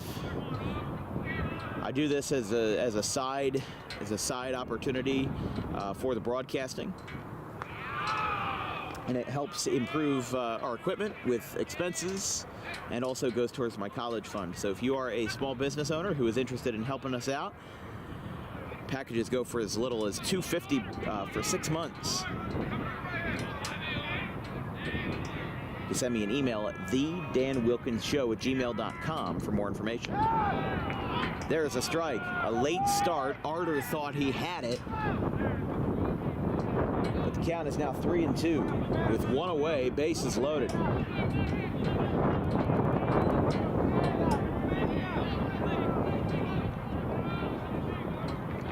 Bergen leads Camden 7-4 in the 5th. Here's the pitch. Wow, just missed outside. Ball 4, and the run scores. Everybody moved except for the home plate umpire. A bases loaded walk for Morristown's Arter, and it brings up Nick Napoli. And now, after what probably should have been strike 3, Coach Mims coming out, and he will bring in the lefty. We've got a DWB pitching change here in the bottom of the fifth. Camden County just got a run back on a bases loaded walk. It's 7-5 Bergen here in the bottom of the fifth. We'll be right back.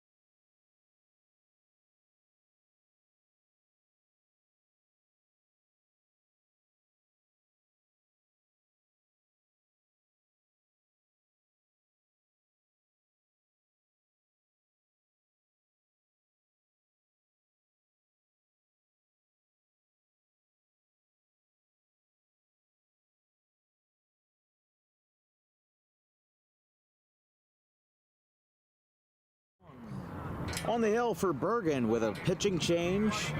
Marcus Kim is out, but now on is the lefty with cool hair and a cool name, Rodrigo Rodriguez, with 7 appearances this year, 11 innings pitched, but unfortunately a not cool ERA of 10.64. That one is a strike called in the outside corner.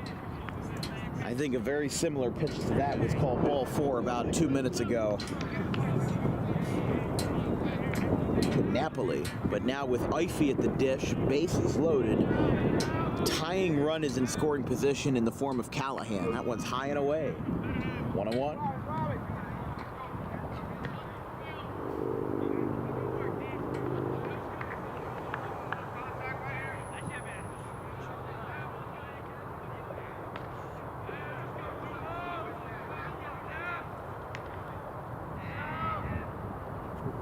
Outside, 3-1. So Rodrigo Rodriguez, and already another pitcher who is still in a hoodie, so we can't see his jersey number. Although, how are you in a hoodie? It's 72 degrees outside. It's beautiful. Absolutely beautiful today. I'm still in the short sleeves and basketball shorts. Here's the pitch. That one's outside. It's 3-1. Well, the last way that a lead should fall like this is through bases loaded walks. You just have to have control. That's all you gotta have. Marcus Kim's night ended with 4 earned runs and 3 strikeouts. A swing and a miss, 3-2 across 5 1/3 innings. But there's 2 outs, or excuse me, 5 2/3 innings. 2 outs, bases loaded, versus the Collingswood alum, Ify. The payoff from the lefty, Rodrigo Rodriguez, is a fly ball out to center field, playable, going in for it. Pascal makes the catch, side retired. And Camden County just got a big hole poked in their sails. They leave the bases loaded as Rodriguez gets out of the jam, and it's still 7-5 after 5. Tommy D's Home Design Center has opened a second location on Creek Road in Belmar, operating in Philadelphia for over 25 years and now expanding into South Jersey. Tommy D's is the place to go for kitchen cabinets, countertops, and cabinet accessories, heavily discounted compared to big box retailers. Stop in, take a seat, and watch as our experienced kitchen designer makes the kitchen of your dreams right in front of you. Tommy D's is the best in the business for quality kitchen countertops and cabinets that fit all budgets. Call us today at 856-210-9504 or visit the new location in person on the corner of Creek Road and Harding Avenue in Belmar next to the 42 on-ramp.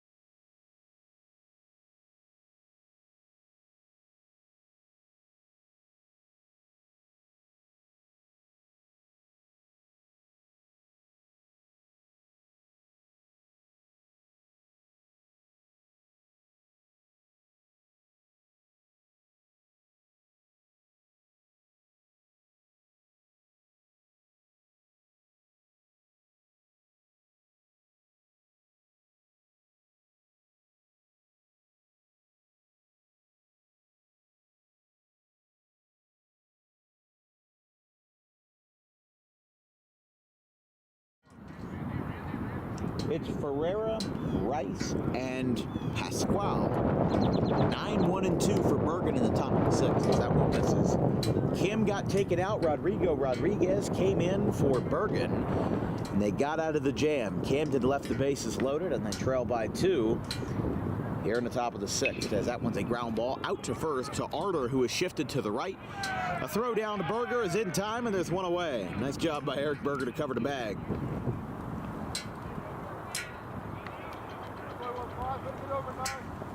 Here is Rice. Back to the top of the order here for Bergen.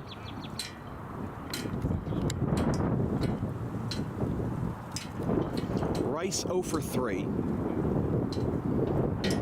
A pop out and 2 flyouts to his name tonight. That one misses.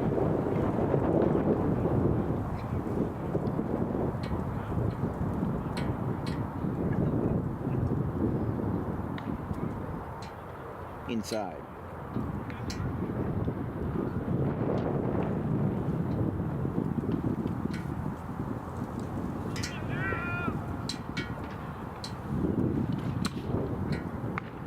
Swing and a miss. Big hack there.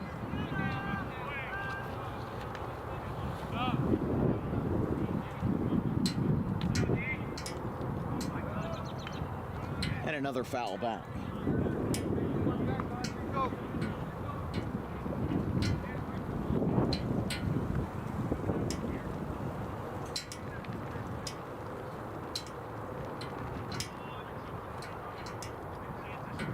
Skips in.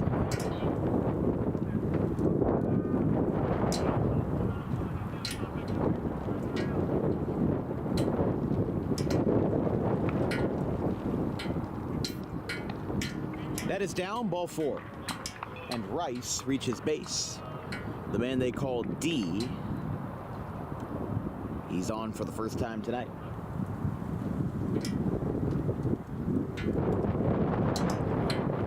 Here's Pasquale.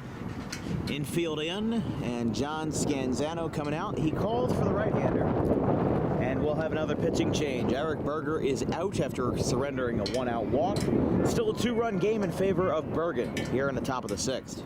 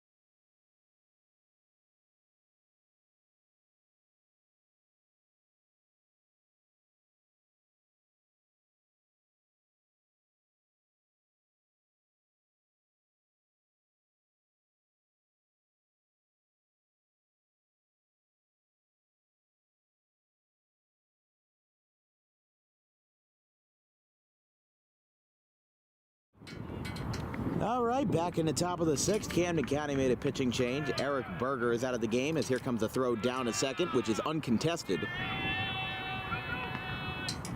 And Rice gets down to second. So here's Pasquale. Not a bad record for him tonight. One for two. A ground out, single, and a walk. That one's outside. 2 balls, no strikes. The new pitcher is Jack Dugan of Cherry Hill West, the person who we thought was coming in the first place, but we got a good fake out there.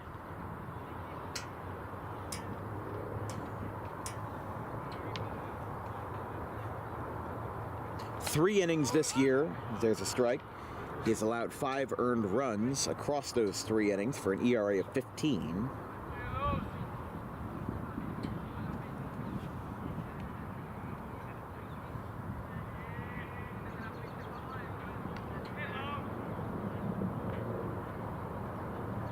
That one is down. Runner holds at second. Looked like he started to fake and then pulled back at the last second.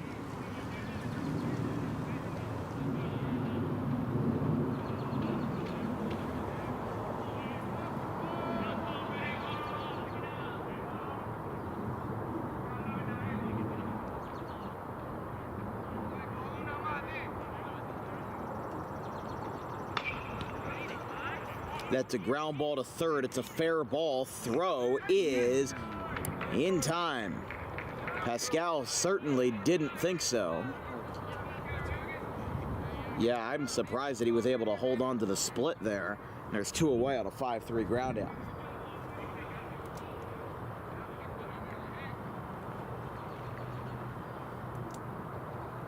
So here's Ramos.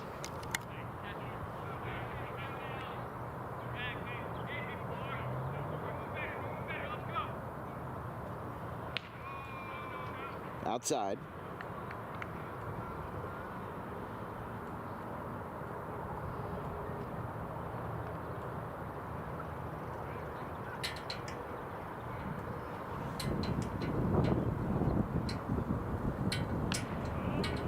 That one's away.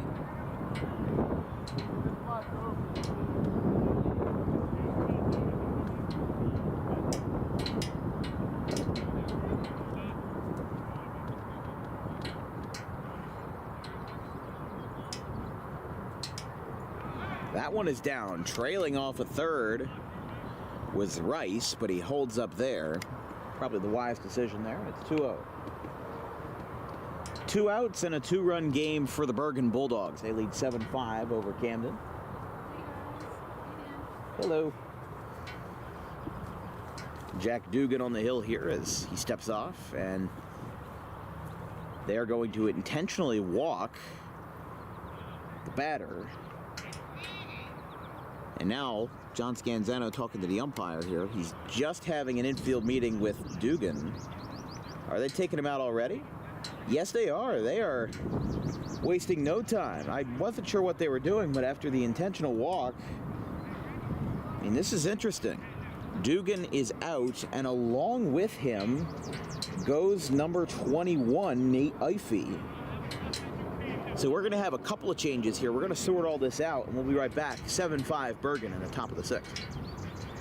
Tommy D's home to Garden State Pet Center is an independently owned full-service pet store. Our specialty is promoting companionship between people and animals by providing the healthiest product choices available, including all-natural foods, supplements that support and relieve health issues, and innovative products for pet parents. Our goal is to provide our customers with a relaxing environment, and while we're not striving to be the biggest store on the East Coast, we're striving to be the best. No other pet store will make you feel at home like we do. At Garden State Pet Center, we view pets as members of the family. We don't believe in fast, high-pressure sales, but instead matching up the right pet with the right owners, as you are making a lifelong commitment. Together with our team members, we would like your visit to our store to be both enjoyable and educational. Simply drop in and take a look around. View the birds, reptiles, small animals, toys, food, cages, and miscellaneous items. Learn of the services we have to offer and decide for yourself if this is the store you'd like to call your home away from home. Victor Santucci, owner of Garden State Pet Center. Visit us today at 226 South Whitehorse Pike in Audubon, New Jersey. We're open 7 days a week for all of your pets' needs.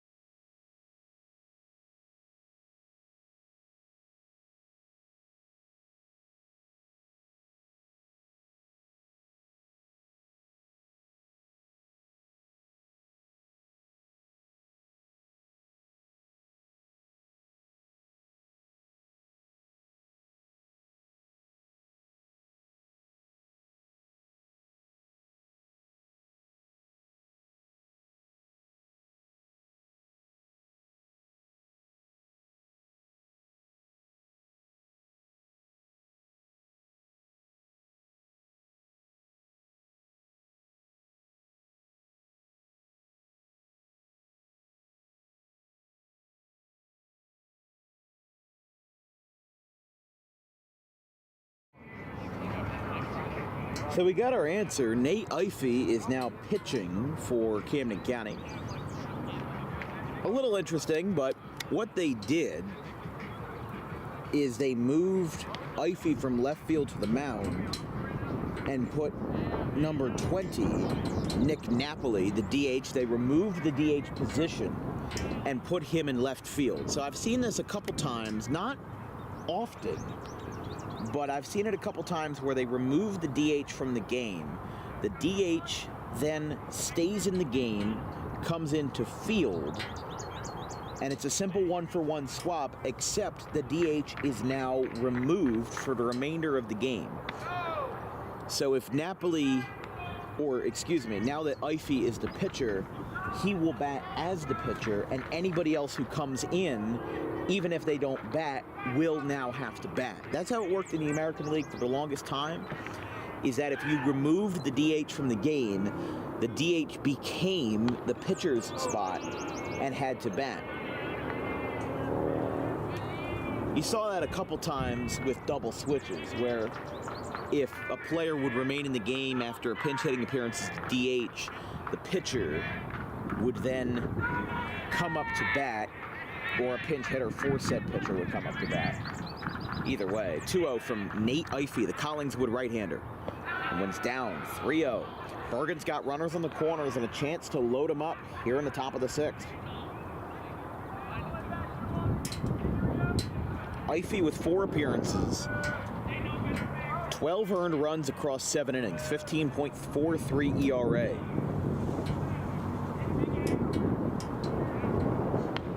Right down the pipe, 3-1.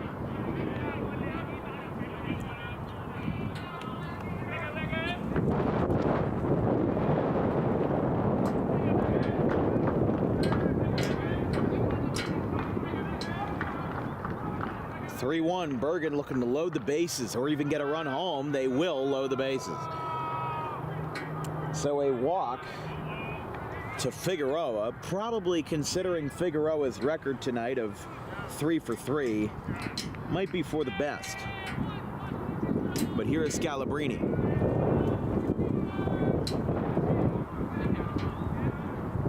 Unfortunately for them, it's been all walks. 3 walks this inning have loaded the bases, including an intentional walk to take Dugan out.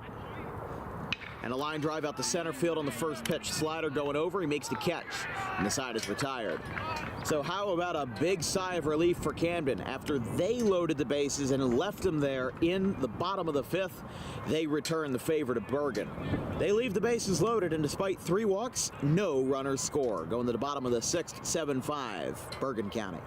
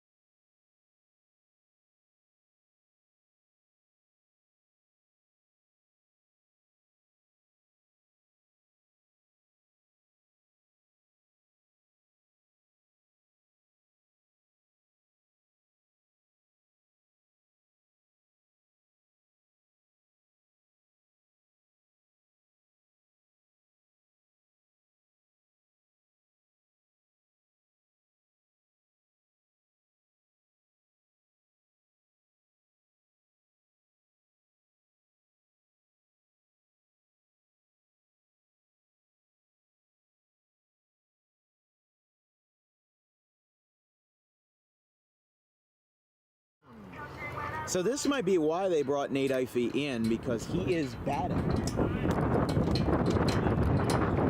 Bottom of the 6th here for Camden County. Takes the first pitch for a strike, 0-1.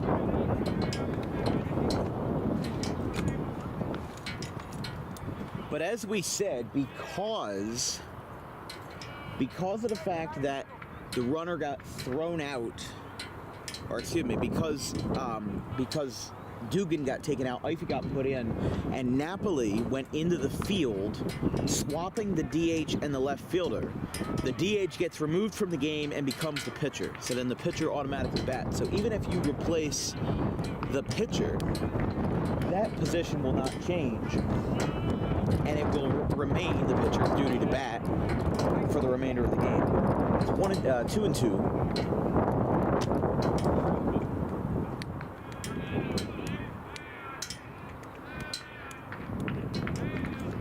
Ify, Justice, and Slider. As there's a ground ball, that won't do it justice. Throw down to first is in time.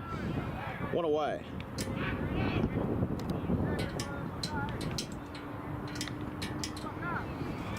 Ify now 1 for 3 on the night. As this brings up Justice.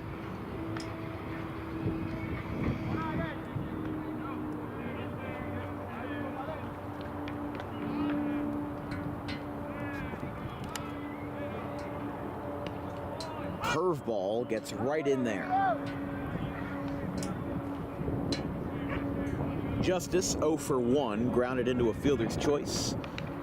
And a line drive fair into the right field corner. I didn't think it was, but it goes down towards the bullpen. And he gets into second base. I thought they would have called the ball dead because it looked like it hit something or someone in the bullpen. But it didn't really matter because he didn't advance. And now John Scanzano's coming out. I don't know what the issue is. They called the ball fair, and he hit it into the right field corner. I don't know if the ball hit... Did the ball hit somebody in the Camden County bullpen? Because if it did, then it would be still 2 bases automatically.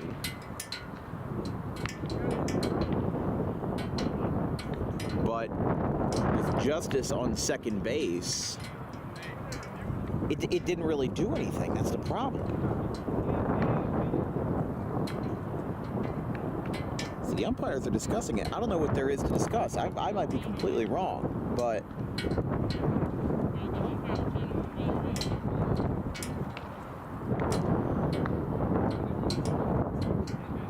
And this was an argument or a dispute that was started by Camden County's coach. So, what, are they calling him back to the plate, or are they calling him out?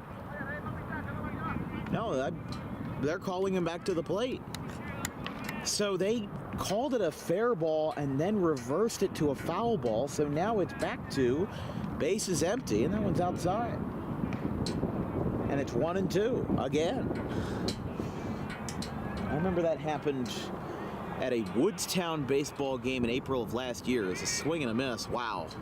You go from a double to a strikeout. That is a big punch to the gut. 2 away.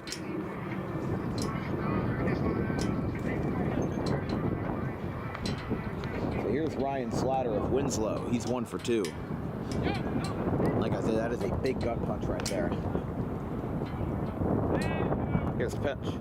But it was a game at Woodstown where Brent Williams hit a ball high in the air to left, and it went out of the park. It was, for all intents and purposes, a home run.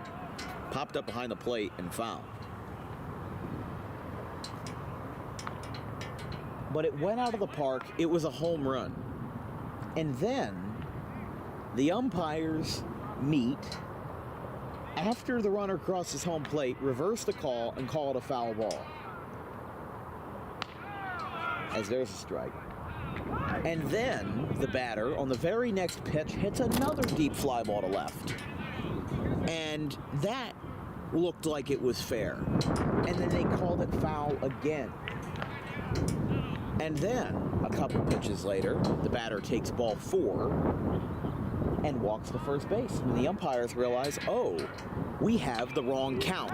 Fly ball out to left. Ryan Slider hits it well, hits it high, going back. Why did he jump for that? It was at the wall. He had room, and Slider's got a double. What was that?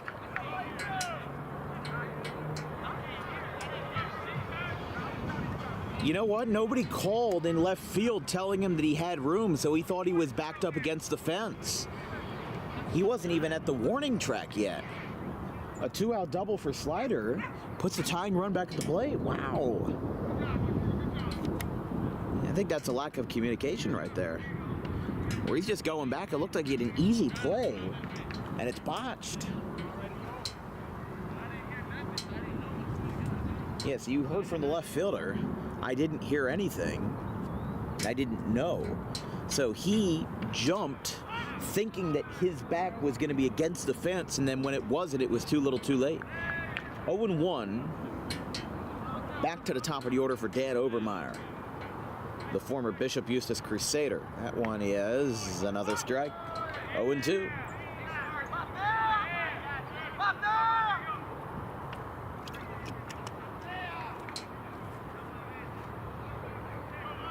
Here we go again. No balls, 2 strikes, and 2 outs. Obermeyer chops this one over the middle.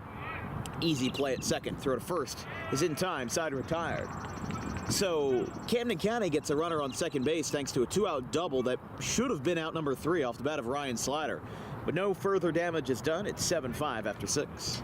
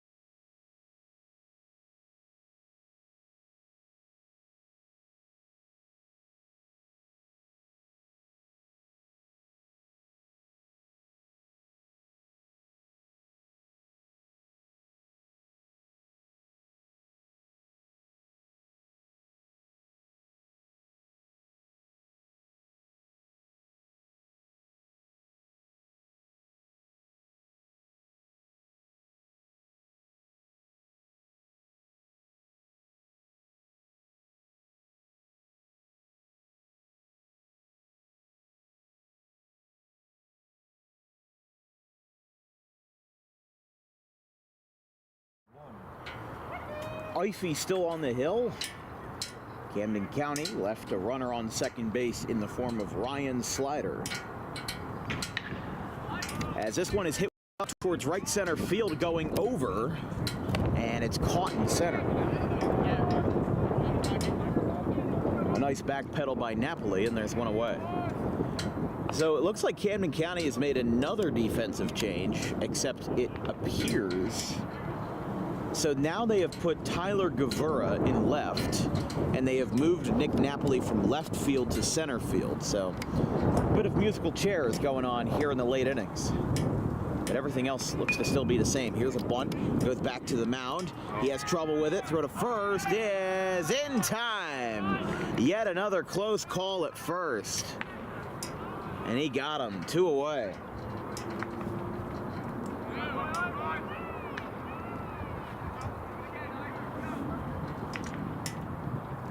And he probably should have been safe just because how much Ify fumbled with the ball. He got really lucky there. And now, here's the number 4 hitter, Figueroa. There's a strike. Excuse me, that is Merrill, the number 8 hitter.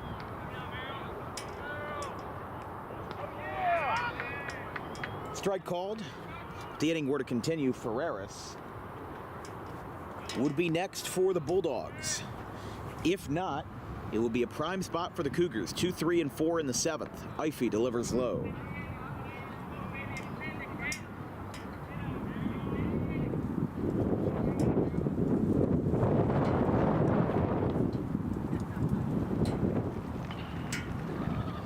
Fouled down the left field line.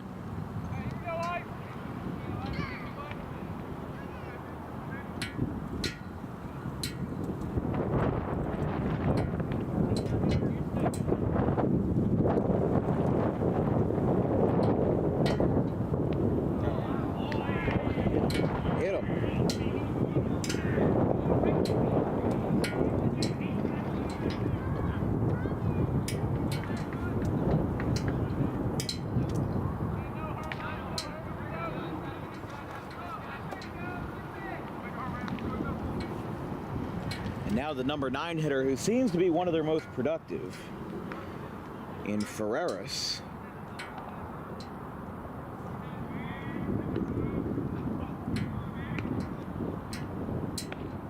Strike called. 0-1.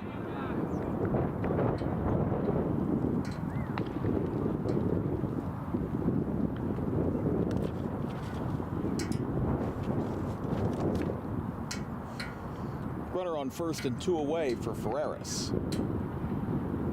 1-1. Runner holds. Thought about it. If you're just joining us, the offense has been pretty stagnant on both teams the last couple of innings. It's 7-5.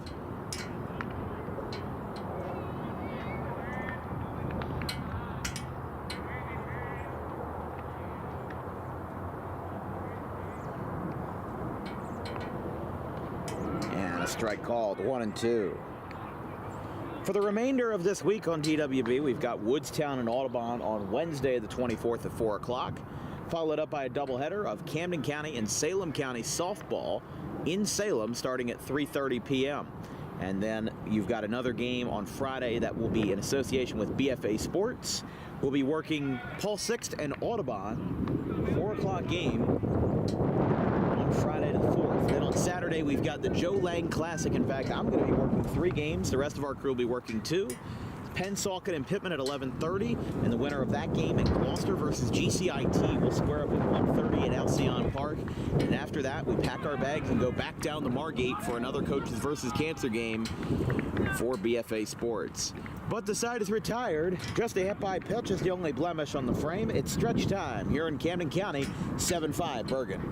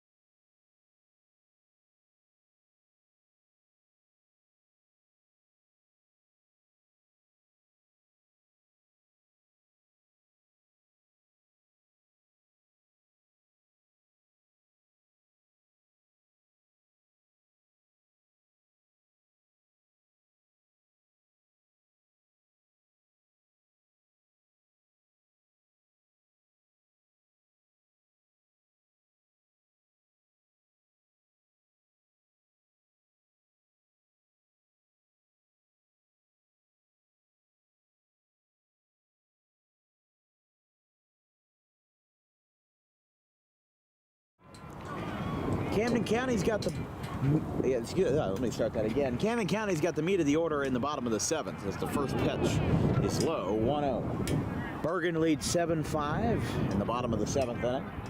Caminoti, Napoli, Tyler that is, and Gavin Callahan, who is 0 for 2 with 2 strikeouts and a walk. He bats versus the lefty Rodrigo Rodriguez, and a fly ball to deep right center field. That's going to drop. It's going to one-hop the fence.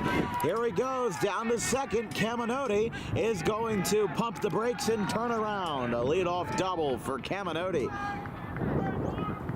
And now the tying run comes to the plate. He got a good ride on that one. I thought I'd had a chance, but it one-hops the fence. And Rodriguez allows a leadoff double. Here's Tyler Napoli, the number 3 hitter here for Camden.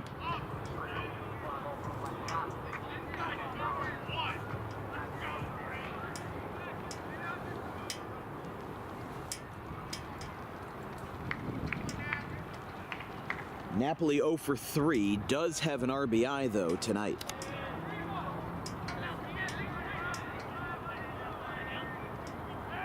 He showed bunt and then didn't really get too far with that one.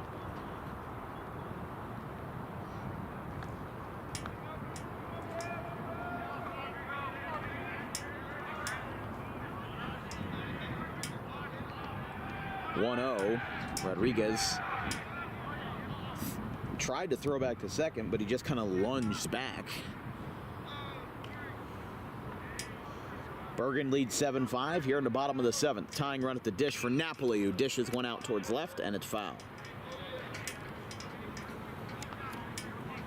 Best thing they can do here is just keep the bats hot. I mean, I know that sounds like an impossible task. It's easier said than done. But you've seen this pitcher before. You've loaded the bases versus this pitcher before.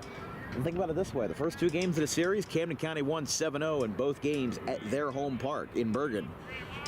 So it's not impossible for these guys to mount a comeback. Fastball misses out. 2-1.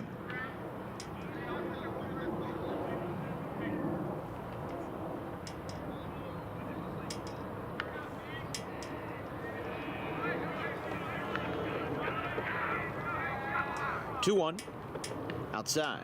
3-1. Napoli to be followed up by the lefty Gavin Callahan, which might be a blessing in disguise for Bergen County because you know Rodrigo Rodriguez throws well versus lefties in those platoon matchups. Bergen, though, does have a right-hander warming up in the pen. He will... Ooh, wow. Oh, my goodness. In the broadcast industry, we say right down the middle for a ball. And now pitcher and catcher are talking it over here. I mean, I hate to be that guy, but in what world is that not a strike?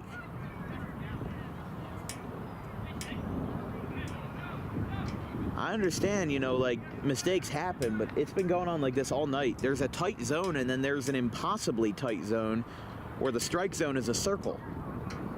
And fundamentally, the strike zone is not a circle. Here's Gavin Callahan. He's 0 for 2. He has a walk and 2 strikeouts. Looking to turn this game on its head as the go-ahead run for CCC.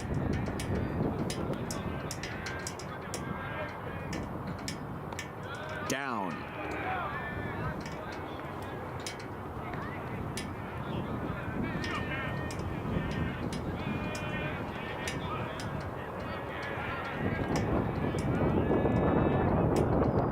Callahan gives this one a pop-up into shallow right. Going over and making the catch is Ferreras. One away.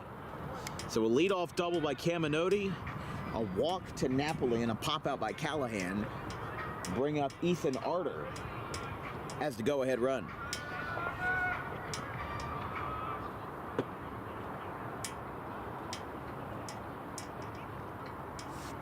Arter has 2 walks and a flyout as Coach Mims coming out. And it looks like this is it, possibly, for them. And indeed, the right-hander Alexander Polanco is coming in for Bergen as we'll have another DWB pitching change. In a precarious spot, it's 7-5 Bergen in the bottom of the 7th inning. We'll be right back.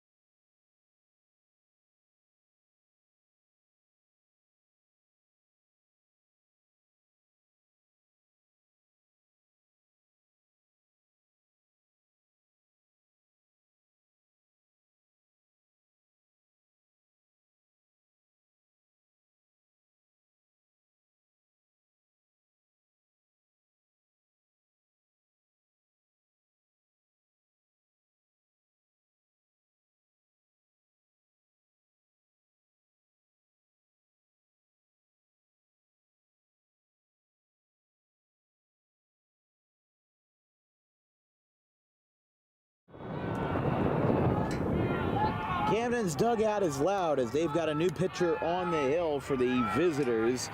Number 29, Alexander Polanco, as he forces a swing and miss. With the bases not loaded yet, but runners on first and second with one away.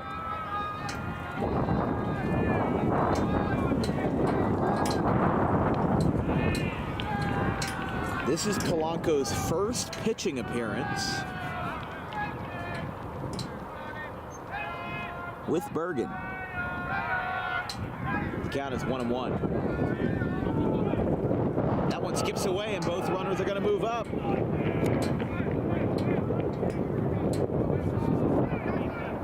Everyone gets a jump and they move up 90 feet. That tying run now in scoring position.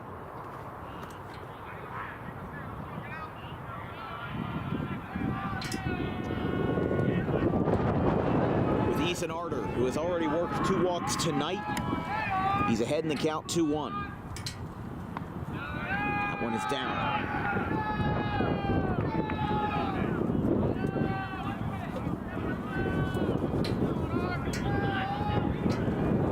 Three balls, 1 strike. And the pitch. Ball 4. Bases loaded. There's another one.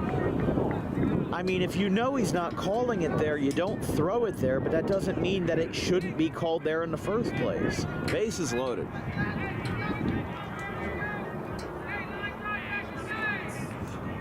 Here's Napoli. Well, this has gotten quite interesting indeed. Nick Napoli now takes a first pitch strike, 0-1. Napoli with the bases loaded. 0 for 2, has 2 flyouts and a walk to this point. Here's the pitch. That one is down. 1-1.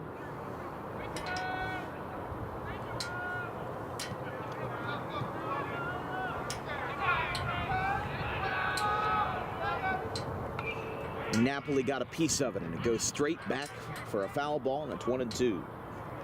As we said, we'll be covering 2 games on Saturday as a part of the Joe Lang Classic 28th Annual at Alcyon Park. 2 games will occur at 11:30. Pennsauken versus Pittman, and then the winner of that game, and Gloucester versus GCIT. Little fly ball floated into left center field, going over, making the catch. Runner does not tag. The throw was high, and it almost skipped throughout the infield. That would have been a tough situation, especially if Camden decided to try to take advantage of that. But now there's 2 away.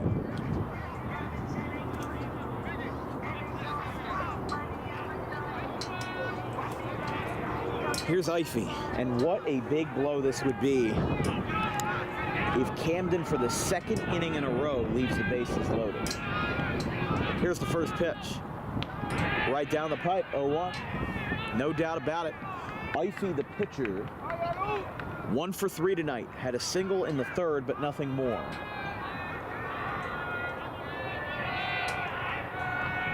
Oh, the count.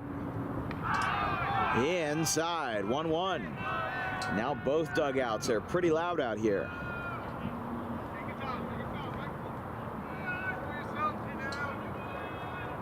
Camden left the bases loaded in the 6th. And now Bergen is looking to have him do it again. There's a swing and a miss from Polanco, and it's 1-2. Polanco looking for his first full varsity inning for Bergen, and looking for his first strikeout. Didn't get it there, 2-2. As we said, bases loaded.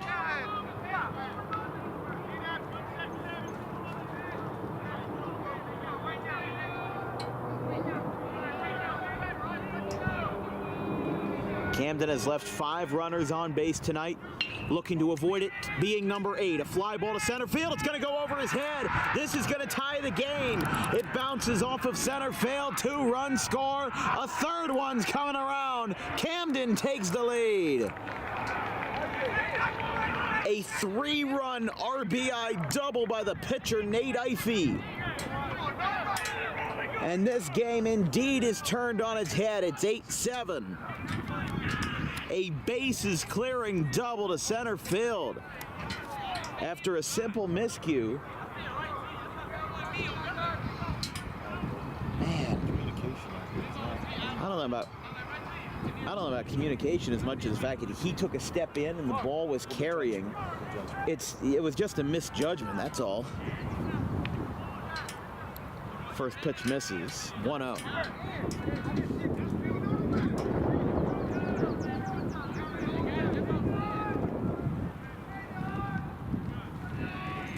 Unbelievable. Here's Justice.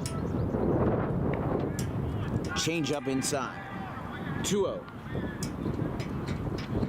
He has had a fielder's choice, a ground out, and a strikeout tonight as the number 8 hitter and catcher for Camden County. As his former battery mate with Collingswood. With pitch from Polanco. Fly ball, first base side, going over. This one has a chance. And yes, he did. He made the catch up against the fence. Side retired. We are 7 innings through, and this game has been turned upside down thanks to a 3-run double off the bat of Nate Ifey. And what's he going to do? He's going to go back out and pitch another inning. We go to the 8th, 8-7 Camden.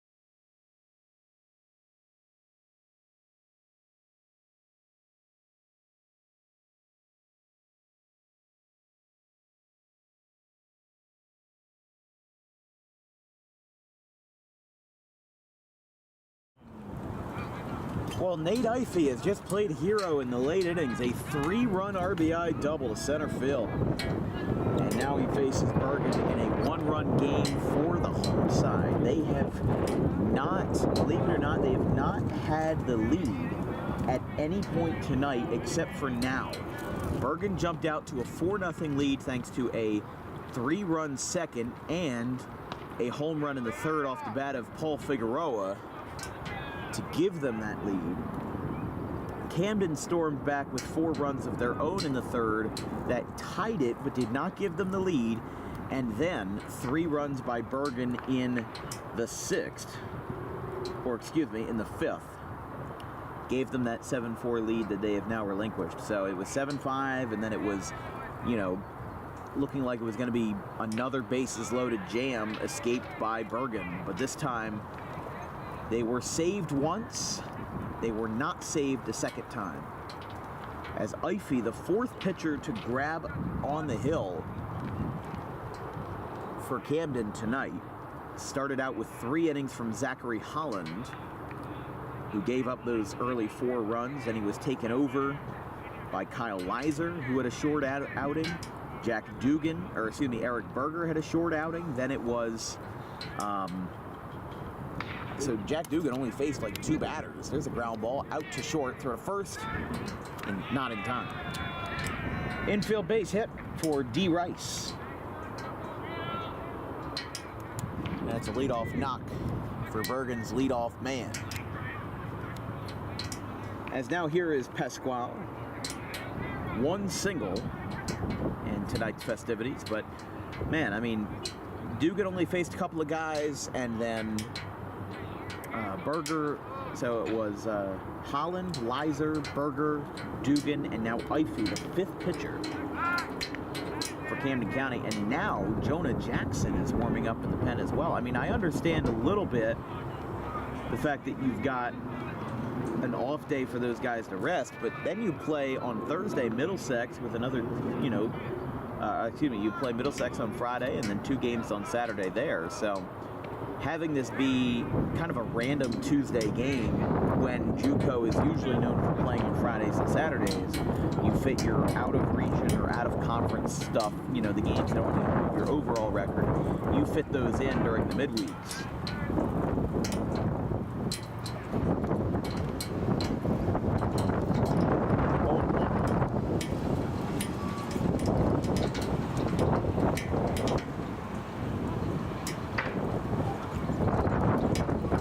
And the pitch. Swing.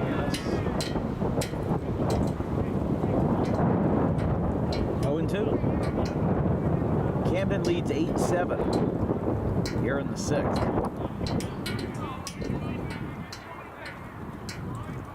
But if Ify can shut these guys down in late relief, plus a 3 RBI, definitely a strong candidate for player of the game. That one is down. Runner moves down to second, uncontested. A wild pitch for Rice. Puts the tying run back in scoring position here at the top of the 8th.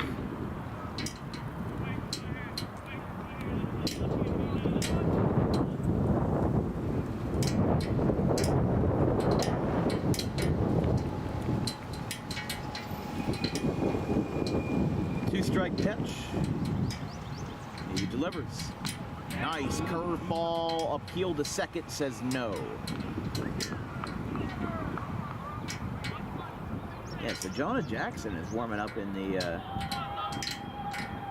bullpen. So usually a starter, they might flirt with him as a 9th inning closer if the situation arises. But I think Ify's fine the way he is right now.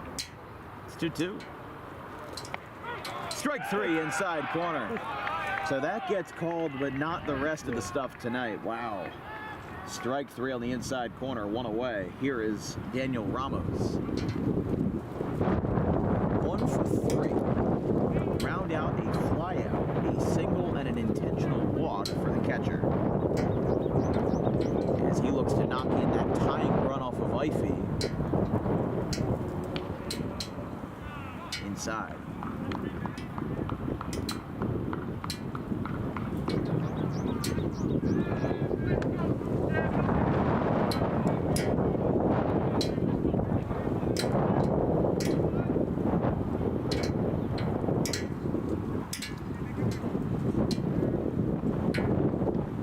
Swing and a miss. 1 and 2.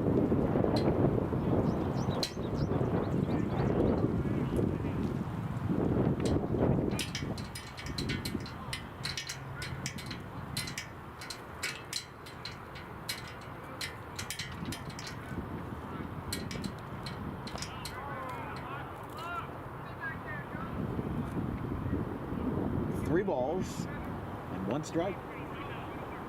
After that one missed.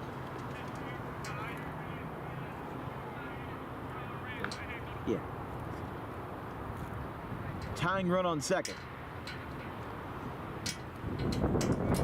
Obermeyer moves over and pitch. Breaking ball lined out to center field. Going over and making the catch in center. Nice play by Napoli to take that one in. And for now, at least, put a mulligan for Camden County. And there's 2 away, so a strikeout and a line out to center field. Bring up the Paul Figueroa. No doubt in him tonight. 2 for 3. single, the home run to left field that was estimated at 435 feet. And now here comes John Scanzano out. He will call for the right-hander Jonah Jackson, not somebody who is usually known as a reliever, usually a starter out of Pennsauken, or at least I thought they were going to call for Jackson. He hopped over the bullpen fence, and I think Ifey's going to remain in the game. So it looked like he called for, like he put his right hand up like he was going to call for the righty Jackson. But he might have bluffed him. Ifey might have bluffed Scanzano. I think he's confident he can get this second out, or get this third out versus Figueroa. I mean, this is the toughest bat that Bergen has to offer. He's bit Camden County a couple times tonight. And the pitch. That one is down.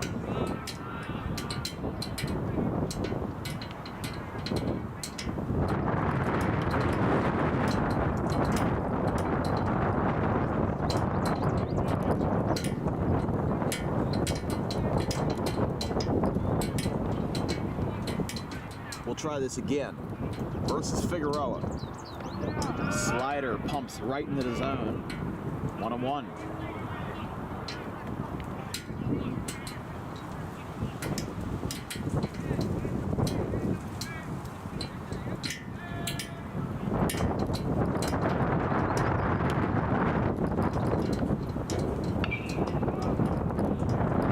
Popped up foul.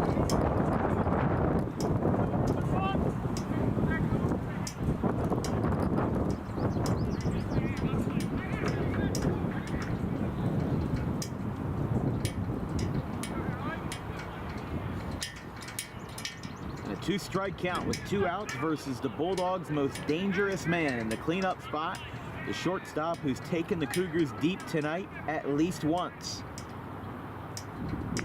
Breaking ball high. You got to imagine the nerves are there. You know the history. You know what they've done to you before.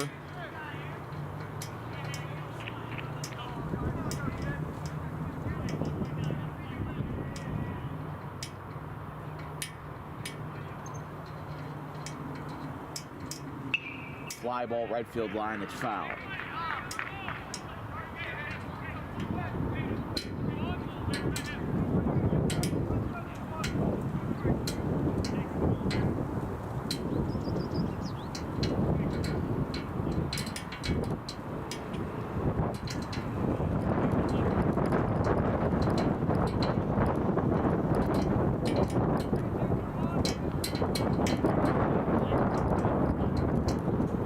Two-strike count to Figueroa.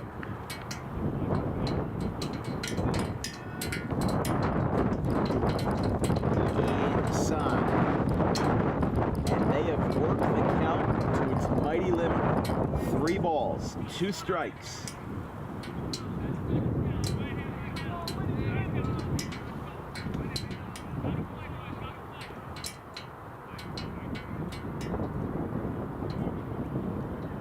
He will try it again.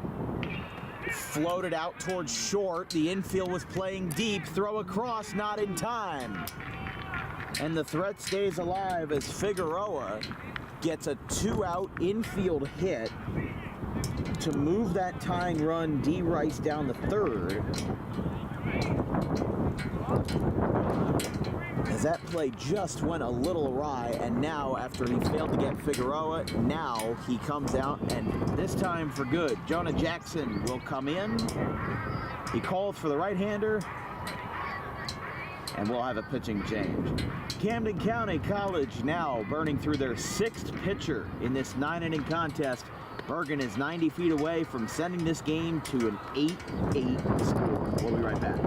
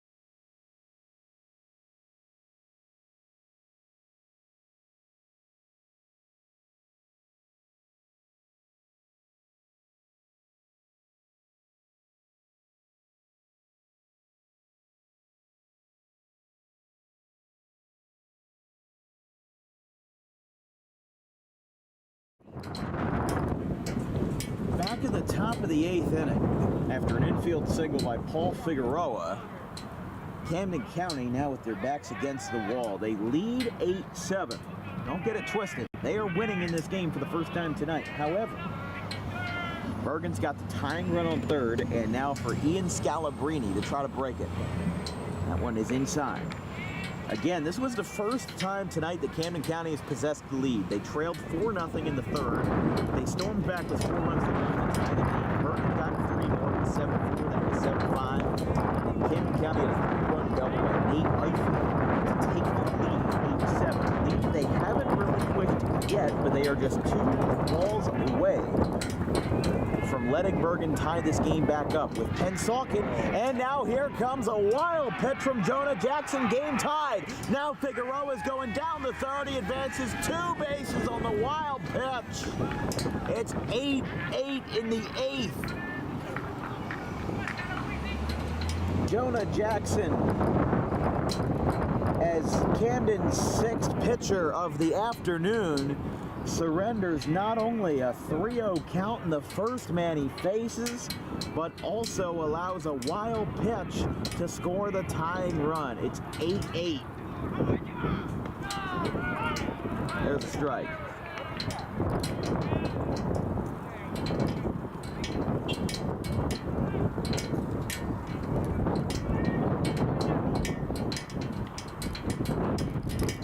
Fouled back.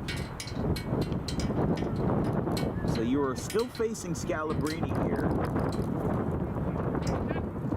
But it is 3 balls and 1 strike. Ball 4.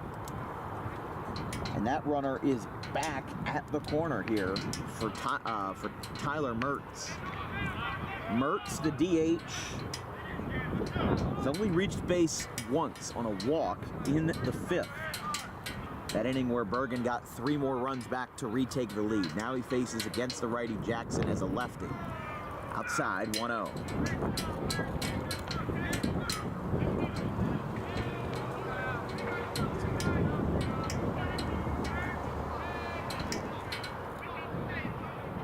Here's a pitch. Mertz lines this one right back up the middle, and Bergen retakes the lead. An RBI single. Tyler Mertz gets the RBI, breaks the stalemate, and Bergen retakes the lead. It's 9-8.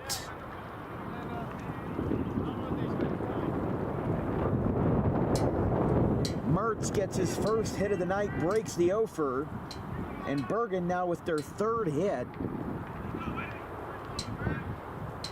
That one scores Figueroa.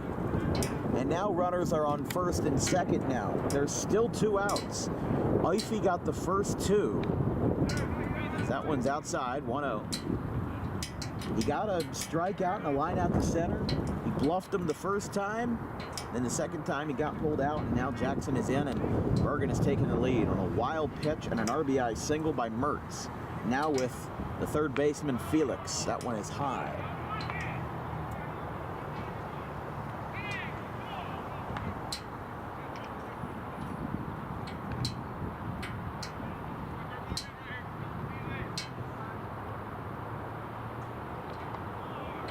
That one is down.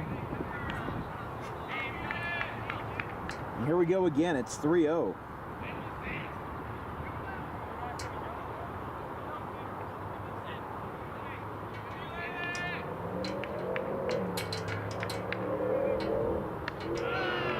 That is ball 4. A 4-pitch walk. Unbelievable.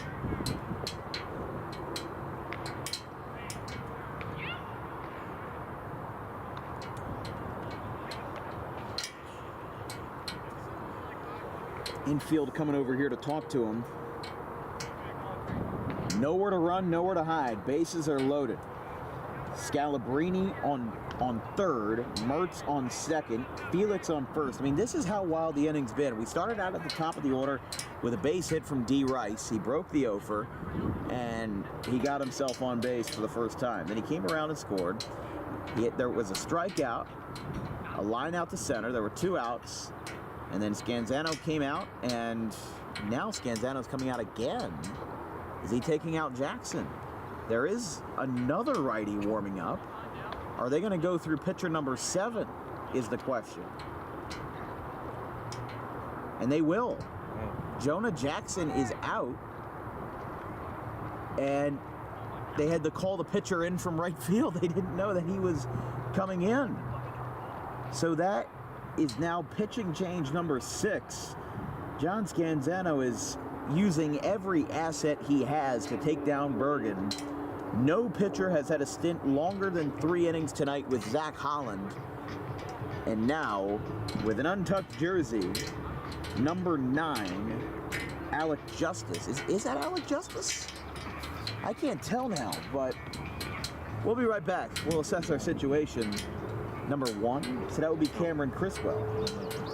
I can't tell either. I can't tell yet. We'll wait until the infield breaks, but we'll be right back. 9-8 Bergen.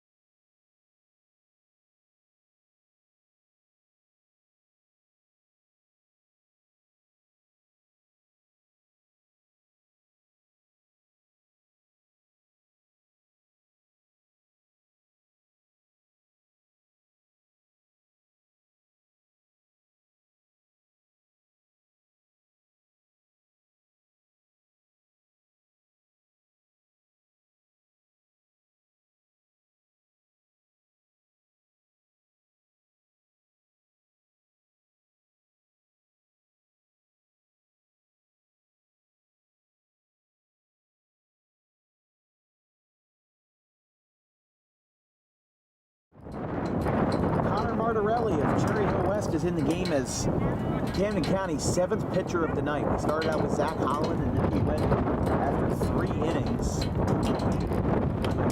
Eric Berger. Then it was, no, I'm sorry, it was, see, that's how many pitchers we've had. That is the perfect exemplification of how many pitchers we have had tonight for Camden County. Count is 1-0 outside, 2-0. The 8th man bat in this inning for Bergen. So it was Holland, and then it was Kyle Leiser, then it was Eric Berger, then it was Jack Dugan who faced 2 batters. Dugan turned it over to Nate Ifey with pitcher number 5, and then Jonah Jackson came in, allowed that go-ahead run, and now it's Connor Martorelli in his 6th appearance of the year trying to right the ship. There's a strike. The lead has changed hands a couple of times tonight. But that was the first stint in which Camden County had the lead in this game. After a 8-7 3-run double off the bat of Nate Ifey. And he gets taken out. Jackson came in and half-hearted swing. It's foul. 2-2. Wait, they're saying it's a hit by pitch. They're saying it's a hit by pitch. A late reaction.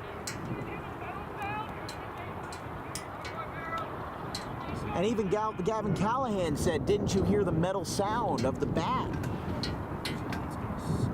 Obviously a very unhappy John Scanzano. Yeah, it's a bases loaded hit by pitch. He turns his back and... wow. It's been wild tonight. It has been nothing but wild. So now the ninth batter, Ferreira, comes in. Here's the pitch. That's down 1-0. I mean, that doesn't help your team's confidence in any way. Just knowing that no matter what you do, those calls end up biting you every single time. But Bergen somehow has only scored 3 runs with 8 men at the plate. It's basically the maximum. That's a base hit right side off the bat of Ferreira. It's going to split the gap, almost a collision out there. 2 runs are going to score. Runner holds at third, and the lead extends for Bergen. And instead of a foul ball, the hit by pitch not only scores 1, but the domino effect immediately after exacerbates the issue. And it is now 12-8. The bullpen is empty. Everybody has been taken out of the Camden County bullpen. Not a single soul sitting down, not a single soul warming up. I think they've used everybody they can use at this point. That one is down. 1-0.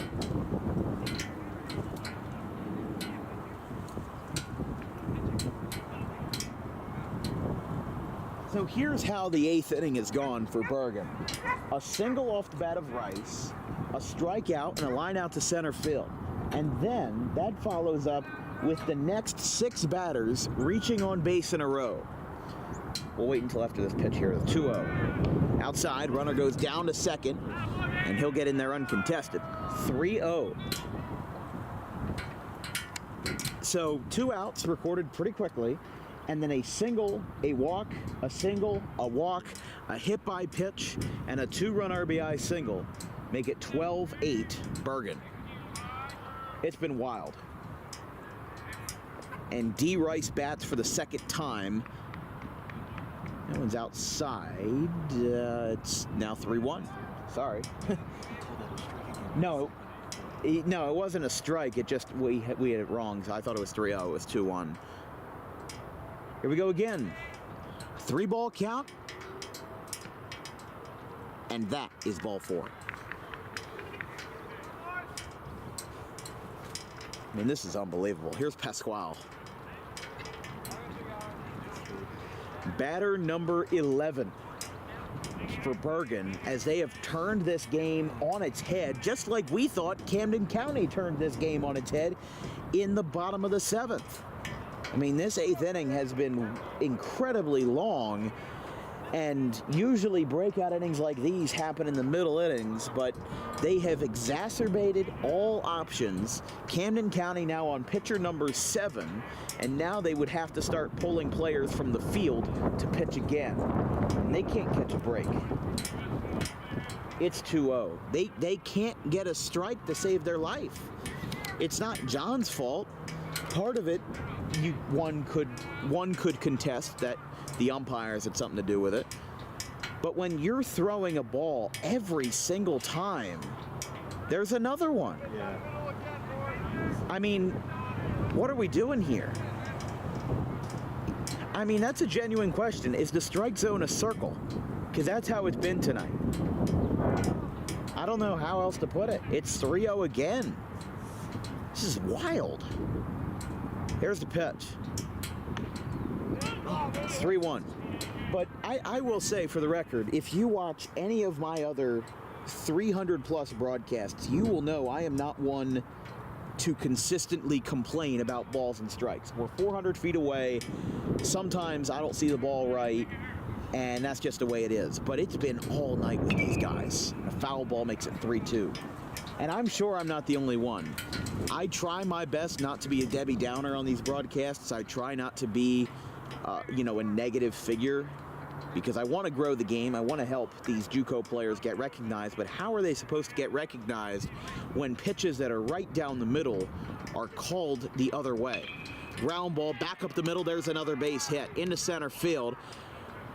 Rice moves to third, and another 2-out base hit for Pasquale brings up the 12th man of the inning. But like I said, Camden County doesn't have anything left. I mean, what do you have? No, didn't score anybody.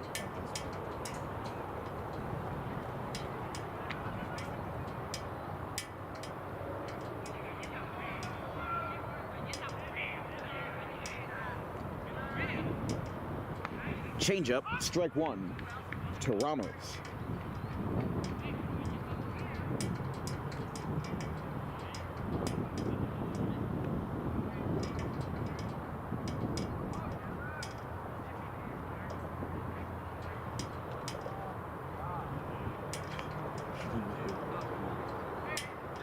Hold on here, I apologize, I missed something. 2 runs did score on that single. Vince, you're right, I forgot the bases were loaded. It is now 14-8 with a 7-run inning for Bergen. Runner goes. Here comes the throw down to second. It's faked. I mean, why do you need to throw down to second? And why do you need to steal second now that you're up 14-8? You were down by 1, now you're up by 6. Oh boy. 2 outs and a line drive out to second base. This could end the suffering. Throw to first is in time and the side is retired, but Camden County went into the inning up 1 with their first lead of the day, and now they have monumental work to do to get back in it. Going to the bottom of the 8th, it is 14-8 after a 12-batter, 7-run inning.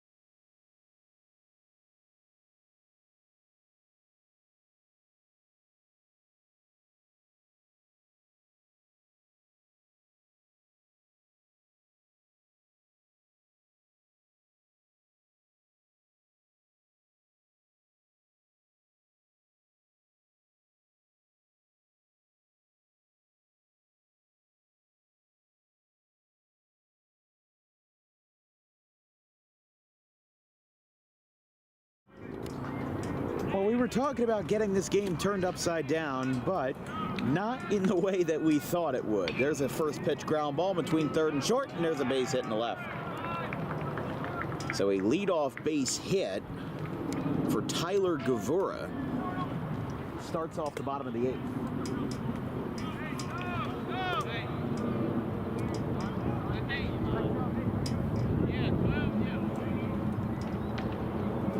So Gavura, who replaces Ryan Slider in the outfield, gets his first at-bat and gets a knock. Here comes the throw down. No, got fumbled at second base, and Gavura gets in there. I mean, if you're Camden County, this is exactly what you want to get back into the game. Exactly. I mean, no doubt about it.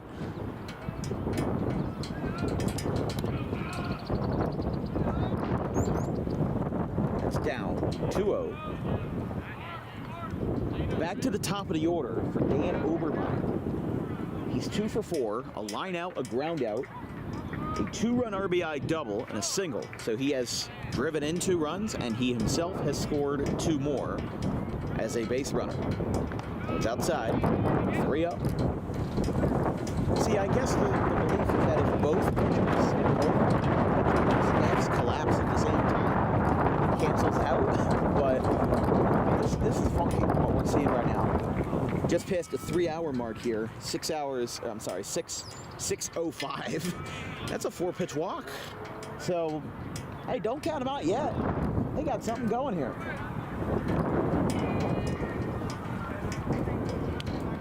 I mean, I'm not gonna lie. After that 7-run inning, I did count them out a little bit. Thought this game was settled and done, and certainly there will be a lot of discussions about that with the team after the game, but they have fought back. And facing off against Alexander Polanco. First pitch is a strike right down the pipe. Caminotti. Caminotti with 2 hits tonight, a single and a double. He's come around to score on both occasions. Another one catches the zone, 0-2. So a big turnaround for Bergen. Goes from a 4-pitch walk to an 0-2 count.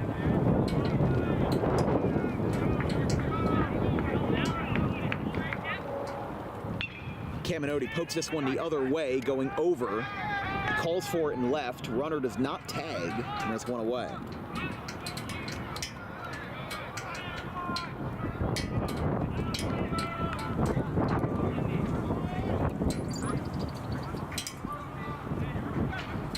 Here's Napoli.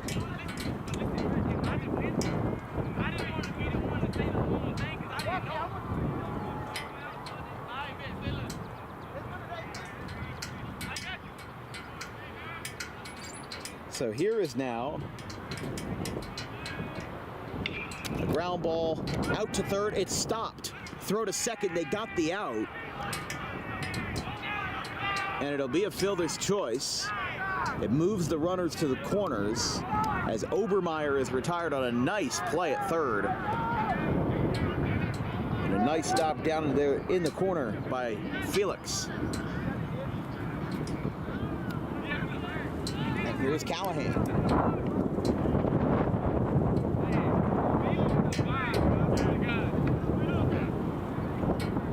So Obermeyer was retired on the fielder's choice, and here's Callahan. Strike 1. We've already seen Camden County score 10 runs in a game while their opponent also scored 10 in a game that we covered. Game 2 of their doubleheader versus Lehigh Carbon.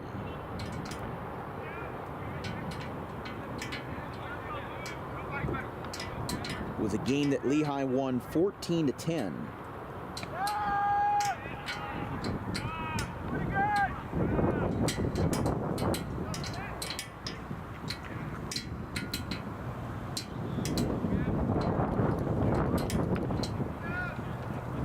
Count is 1-1 to Callahan with runners on the corners here. Foul back. Before then, the last time the situation occurred where it was both teams scoring 10-plus runs was May 4th, 2021 in a 16-11 loss versus Northampton. And we'll try this again. That one missed, 2-2. If the inning continues, as Polanco is wheeling and dealing here, it will be Arter, the first baseman out of Morristown, on deck. The 2-strike pitch swung at everything he had, and he fouled it straight off his foot. Still 2 strikes against him.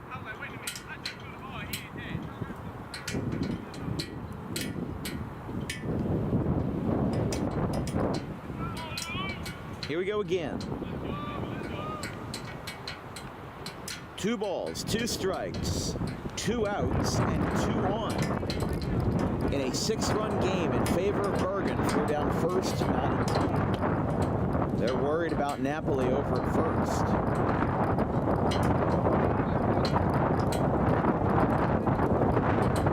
Here we go again. Callahan sends this one the other way. Playable and caught. Side retired. Camden County once again struggles to get on the board. They had all that momentum in the 7th, and after a 3-run frame, they leave 2 more runners on base, a total of 7 for them tonight. Going to the 9th, 1 more frame to go here at Blackwood, 14-8.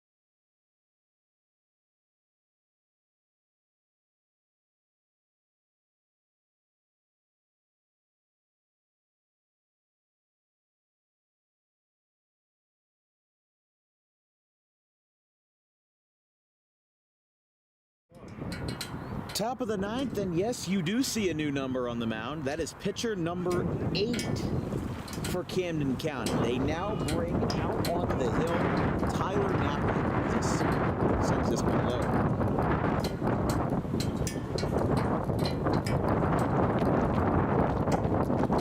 So Tyler Napoli on the hill. Here in the top of the 9th. And the 1-0. That one's down. A whole bunch of Camden County players are now doing laps around us. Started running from the dugout and now are jogging in left center field, as that's going to be a base hit down in the left field corner. Picked up. He's going to round first and stop there. So a base hit for Figueroa, who was the first man to bat after a 12-man 8th inning. 7 runs came back. Oh, they're running poles. That's what it is. Oh, boy. In the middle of the game, too. That's rough.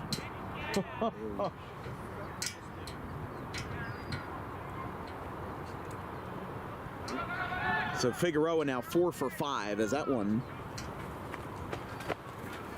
goes to the backstop, and Figueroa advances to second.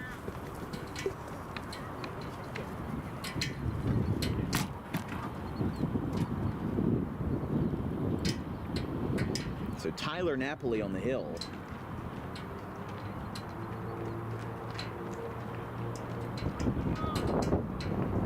Now with a runner in scoring position here. Swing and a miss. I've seen players run poles, which basically just means foul pole to foul pole. I've seen them do it basically as punishment, but I've never seen it happen during the middle of the game. Game isn't even over yet. Usually they wait until game's over, everybody's taking their bus, and then when everybody's wrapping up, those players don't have to put the bases away, but they do have to run from foul pole to foul pole. They're going again, so that just kind of puts a good summary of what's been going on tonight as, are you kidding me? Wow. That was bad. He just dropped it, and that's going to be an error against the second baseman Overmyer. You could see he threw the ball back, but he wasn't ready to receive a pickoff. Now Figueroa at a third for Scalabrini. Scalabrini tags this one high, tags it far, and it's gone into the bushes. Ian Scalabrini with a 2-run home run in the top of the 9th inning to put this game into a headlock and push that nail further into the coffin. It's 16-8 as a fly ball deep in the left center field goes into the bushes. And pitcher number 8 allows home run number 2. And Bergen now leads 16-8. They lead by 8 runs. Here's the first pitch after the home run. That one's outside.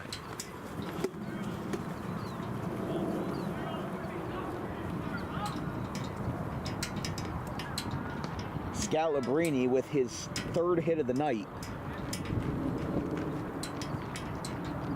1-0. DH Mertz. He gives this one a ride, but it will be in shallow left. Guevara makes a catch. 1 away.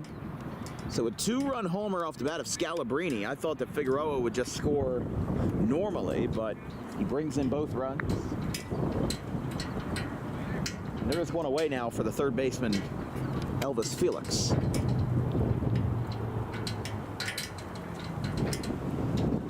Curveball misses out.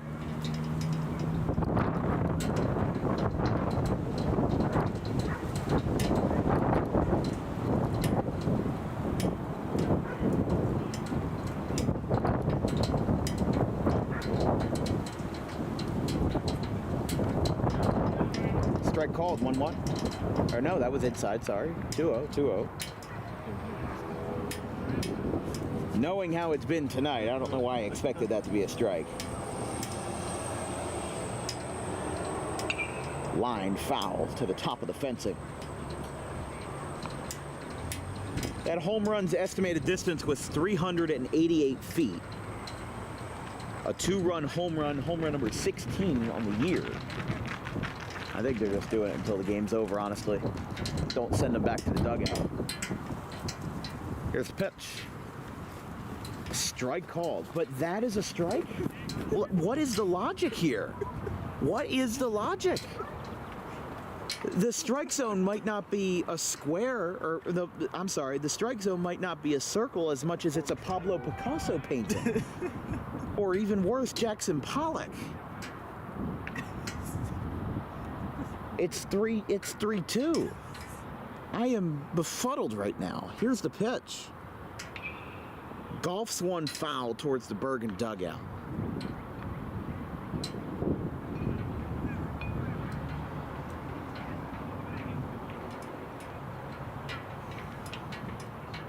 Yeah, so the people, if you're curious, that are running polls are every single pitcher that Camden County has brought out there tonight. Swing and a miss. Thought he got a piece of that one, but they say no. And a strikeout, 2 away.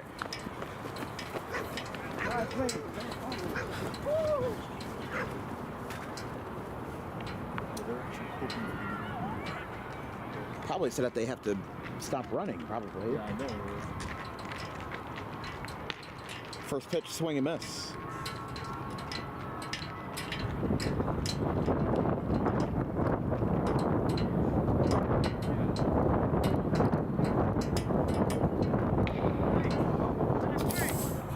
Ground ball down the third base line, and that one is going to reach for a base hit.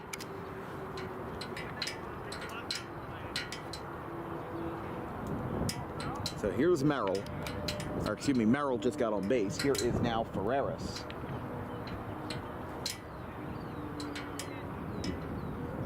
And for reference to how good Bergen's offense has been, this is now the 6th at bat for Ferreras, who's at the bottom of the order. Usually those guys don't get as many at bats, but he has gotten 6 trips to the plate tonight. And here's how he spent them. An RBI double in the 2nd, a walk in the 4th, a ground out in the 6th, a strikeout in the 7th, and a 2 RBI single in the 8th. He was a part of that 12-man inning, as that one is down, but it's 1-1. On deck is Rice, who would bat for the 7th time tonight. Here's the 1-1. Misses. This has just been a long, grueling game. It's been unforgiving. It has been painful for both teams.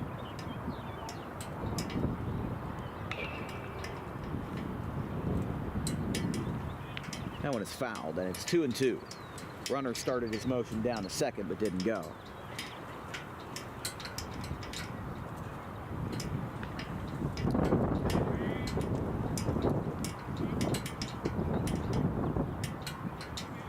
Napoli with a 2-strike count, 2 outs, runner on first in a 8-run game. Here's the pitch. Did he go? Yes, he did. Strike 3 and the side is retired. However, a very quiet and subdued crowd helps this really punctuate the fact that it's an 8-run game after the 2-run home run, 16-8 Bergen.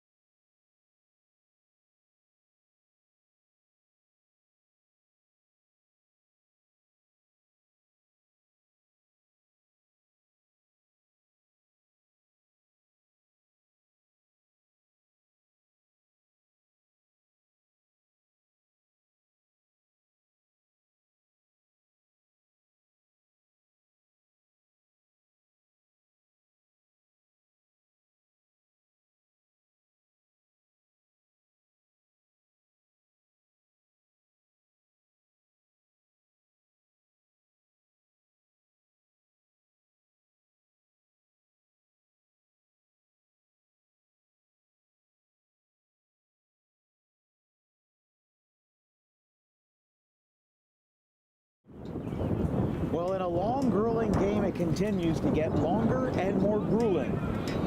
Just like clockwork. First pitch is a ball to start the 9th.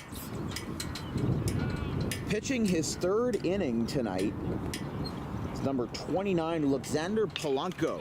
As this one's hit well out towards right center field, that's going to drop for a base hit. It's going to split the outfielders.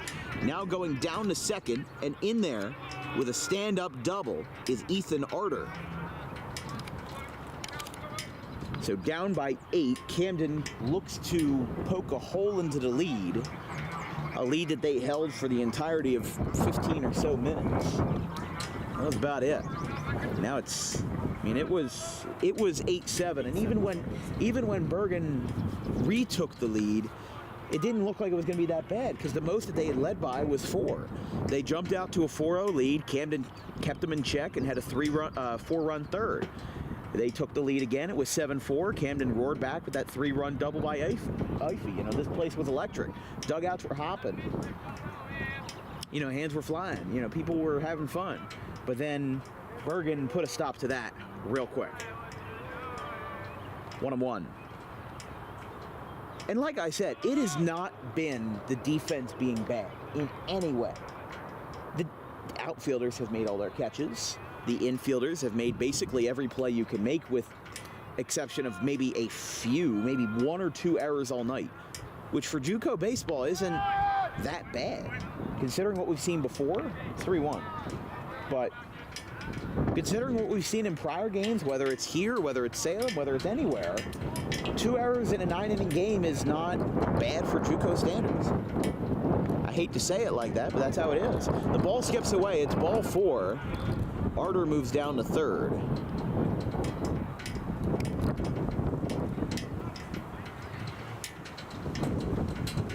Camden County's got a little bit of life here. Down by 8. And the wind was blowing out to start the night, and now it has started to shift, and now it's blowing in.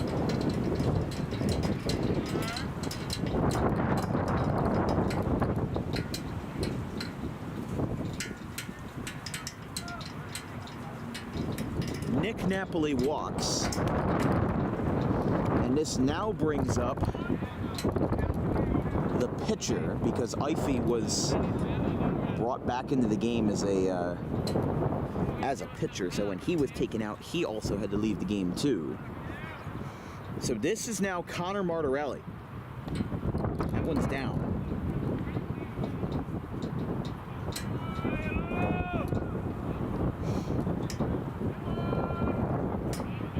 Martorelli, the right-handed pitcher, this is his first career at bat, and a fly ball to left. It's caught. Runner does not tag, and there is one away. So that was just Connor Martorelli's first career at bat. Because he is a PO, or pitcher only, not a two-way player, they had him bat because there was no point in having a pinch hitter. Because what if a magic comeback happens? He's the one that's held them down the most. But after the flyout by Martorelli, here's Alex Justice.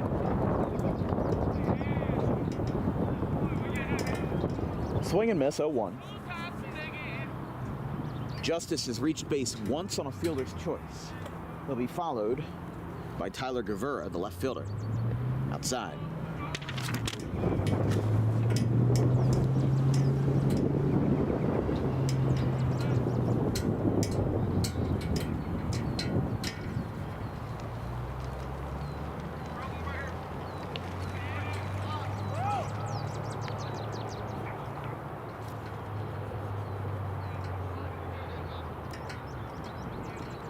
Shocking thing is that this is one of those nights that, because of how many hit by pitches and walks there have been, there is more runs than hits in the scoreboard. Bergen County has 16 runs on 15 hits.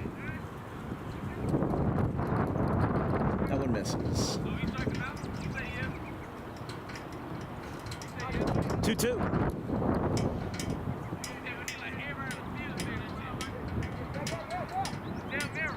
With Guevara on deck, the left fielder. Here's the pitch. Grounds this one third base side. That one skips through, and it is a foul ball. Had a chance. Had a good chance. But from our view, not really anything to write home about. Still 2-strike count.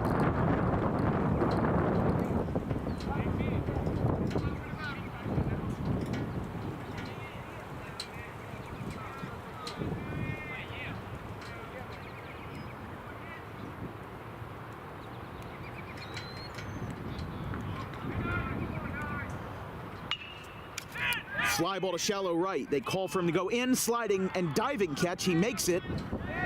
Run scores on a sac fly. And there's 2 outs. I love this from Bergen. Got like a ritualistic chant out here. So the sac fly scores Arter, and it is 16-9. Ground ball foul, 0-1. With Gavura, they're down to their last call. Remember, Camden County has already won the series. They played back in the last week of March, and they beat Bergen both times by a score of 7-0. There's a strike, 0-2. Final pitch here, potentially. Bergen would improve to 14-23. Camden County would fall to 11-16. That one misses. So both of these teams sub 500, but with a chance to turn it around. Camden County's next game would be Friday at home versus Middlesex College in game 1 of a 3-game set. 1 ball, 2 strikes. To Gavura, foul back. And how about this for a great 3-inning appearance for Alexander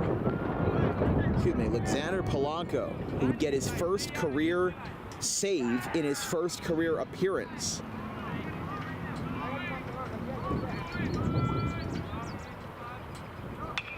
Hit out towards left and foul. So not done yet. Still 2 strikes though. As we said, Bergen at 13-23. They have won 4 of their last 6. They lost the series 2-1 to Middlesex. They swept Luzerne County, and now they play Atlantic Cape Community College on Friday as a part of a 3-game series. Game 1 at Bergen, games 2 and 3, or rather, game 1 at Atlantic Cape, which is in Atlantic City. So they don't have to travel too far, and then games 2 and 3 at Bergen. Runner moves down to second. 2 balls, 2 strikes. Hit out towards right. We might not be done yet, but he comes on in and he makes the catch. Ball game. A fly ball to right ends it, and Camden County goes out of this one not with a bang, but with a thud. A 7-run 8th inning is the defining mark on this game, as Bergen County gets their 14th win of the year and takes it 16-9. They got a late run on a sac fly by Alec Justice, but that was all she wrote. And Camden County still just a few games below 500. Not too much to be upset about there. They've improved a lot with John Scanzano as the head coach here in his 2nd year, but obviously a frustrating game for all, because Bergen blew the lead a couple times. Camden blew the lead more than once. It was not really a great show for any pitching tonight, and that's where this game ends. Bergen improves to 14-23 on the campaign. Your player of the game is going to be, oh boy, I don't even know where to start with this. I am going to say Paul Figueroa. He went 4 for 6, with his only out being a pop out to first in the 5th. He had a single, a home run, a pop out, a walk, another single, and another single. So that home run really turned this game over. They gave Bergen the early lead, gave them confidence after losing those first 2 games a month ago to rebound and get themselves in the right position. So Figueroa is your player of the game, and that'll be all for us tonight. Our next broadcast will be Woodstown versus Audubon tomorrow at 4 p.m. from the Hank Greenberg Field in Audubon. Man, Camden County went through 8 pitchers. None of them really did what they were supposed to do, and at the end, I think John Scanzano would definitely corroborate that statement, where just wasn't a good night for pitching. Woodstown and Audubon, again, our next broadcast with a doubleheader between Camden County and Salem County to follow. A Thursday doubleheader starting at 3:30 from the Pennsville Little League Complex. That's all for us tonight. From everybody here at DWB, our social media coordinators, Anthony DePalma and Keely Curran. Our graphics crew, Gavin Vandrell, Caleb Lane, and Liam Nolan. My wonderful producer, Vincent Folk, to my left. I'm Dan Wilkins. We'll see you tomorrow, 16-9. Bergen wins their 14th.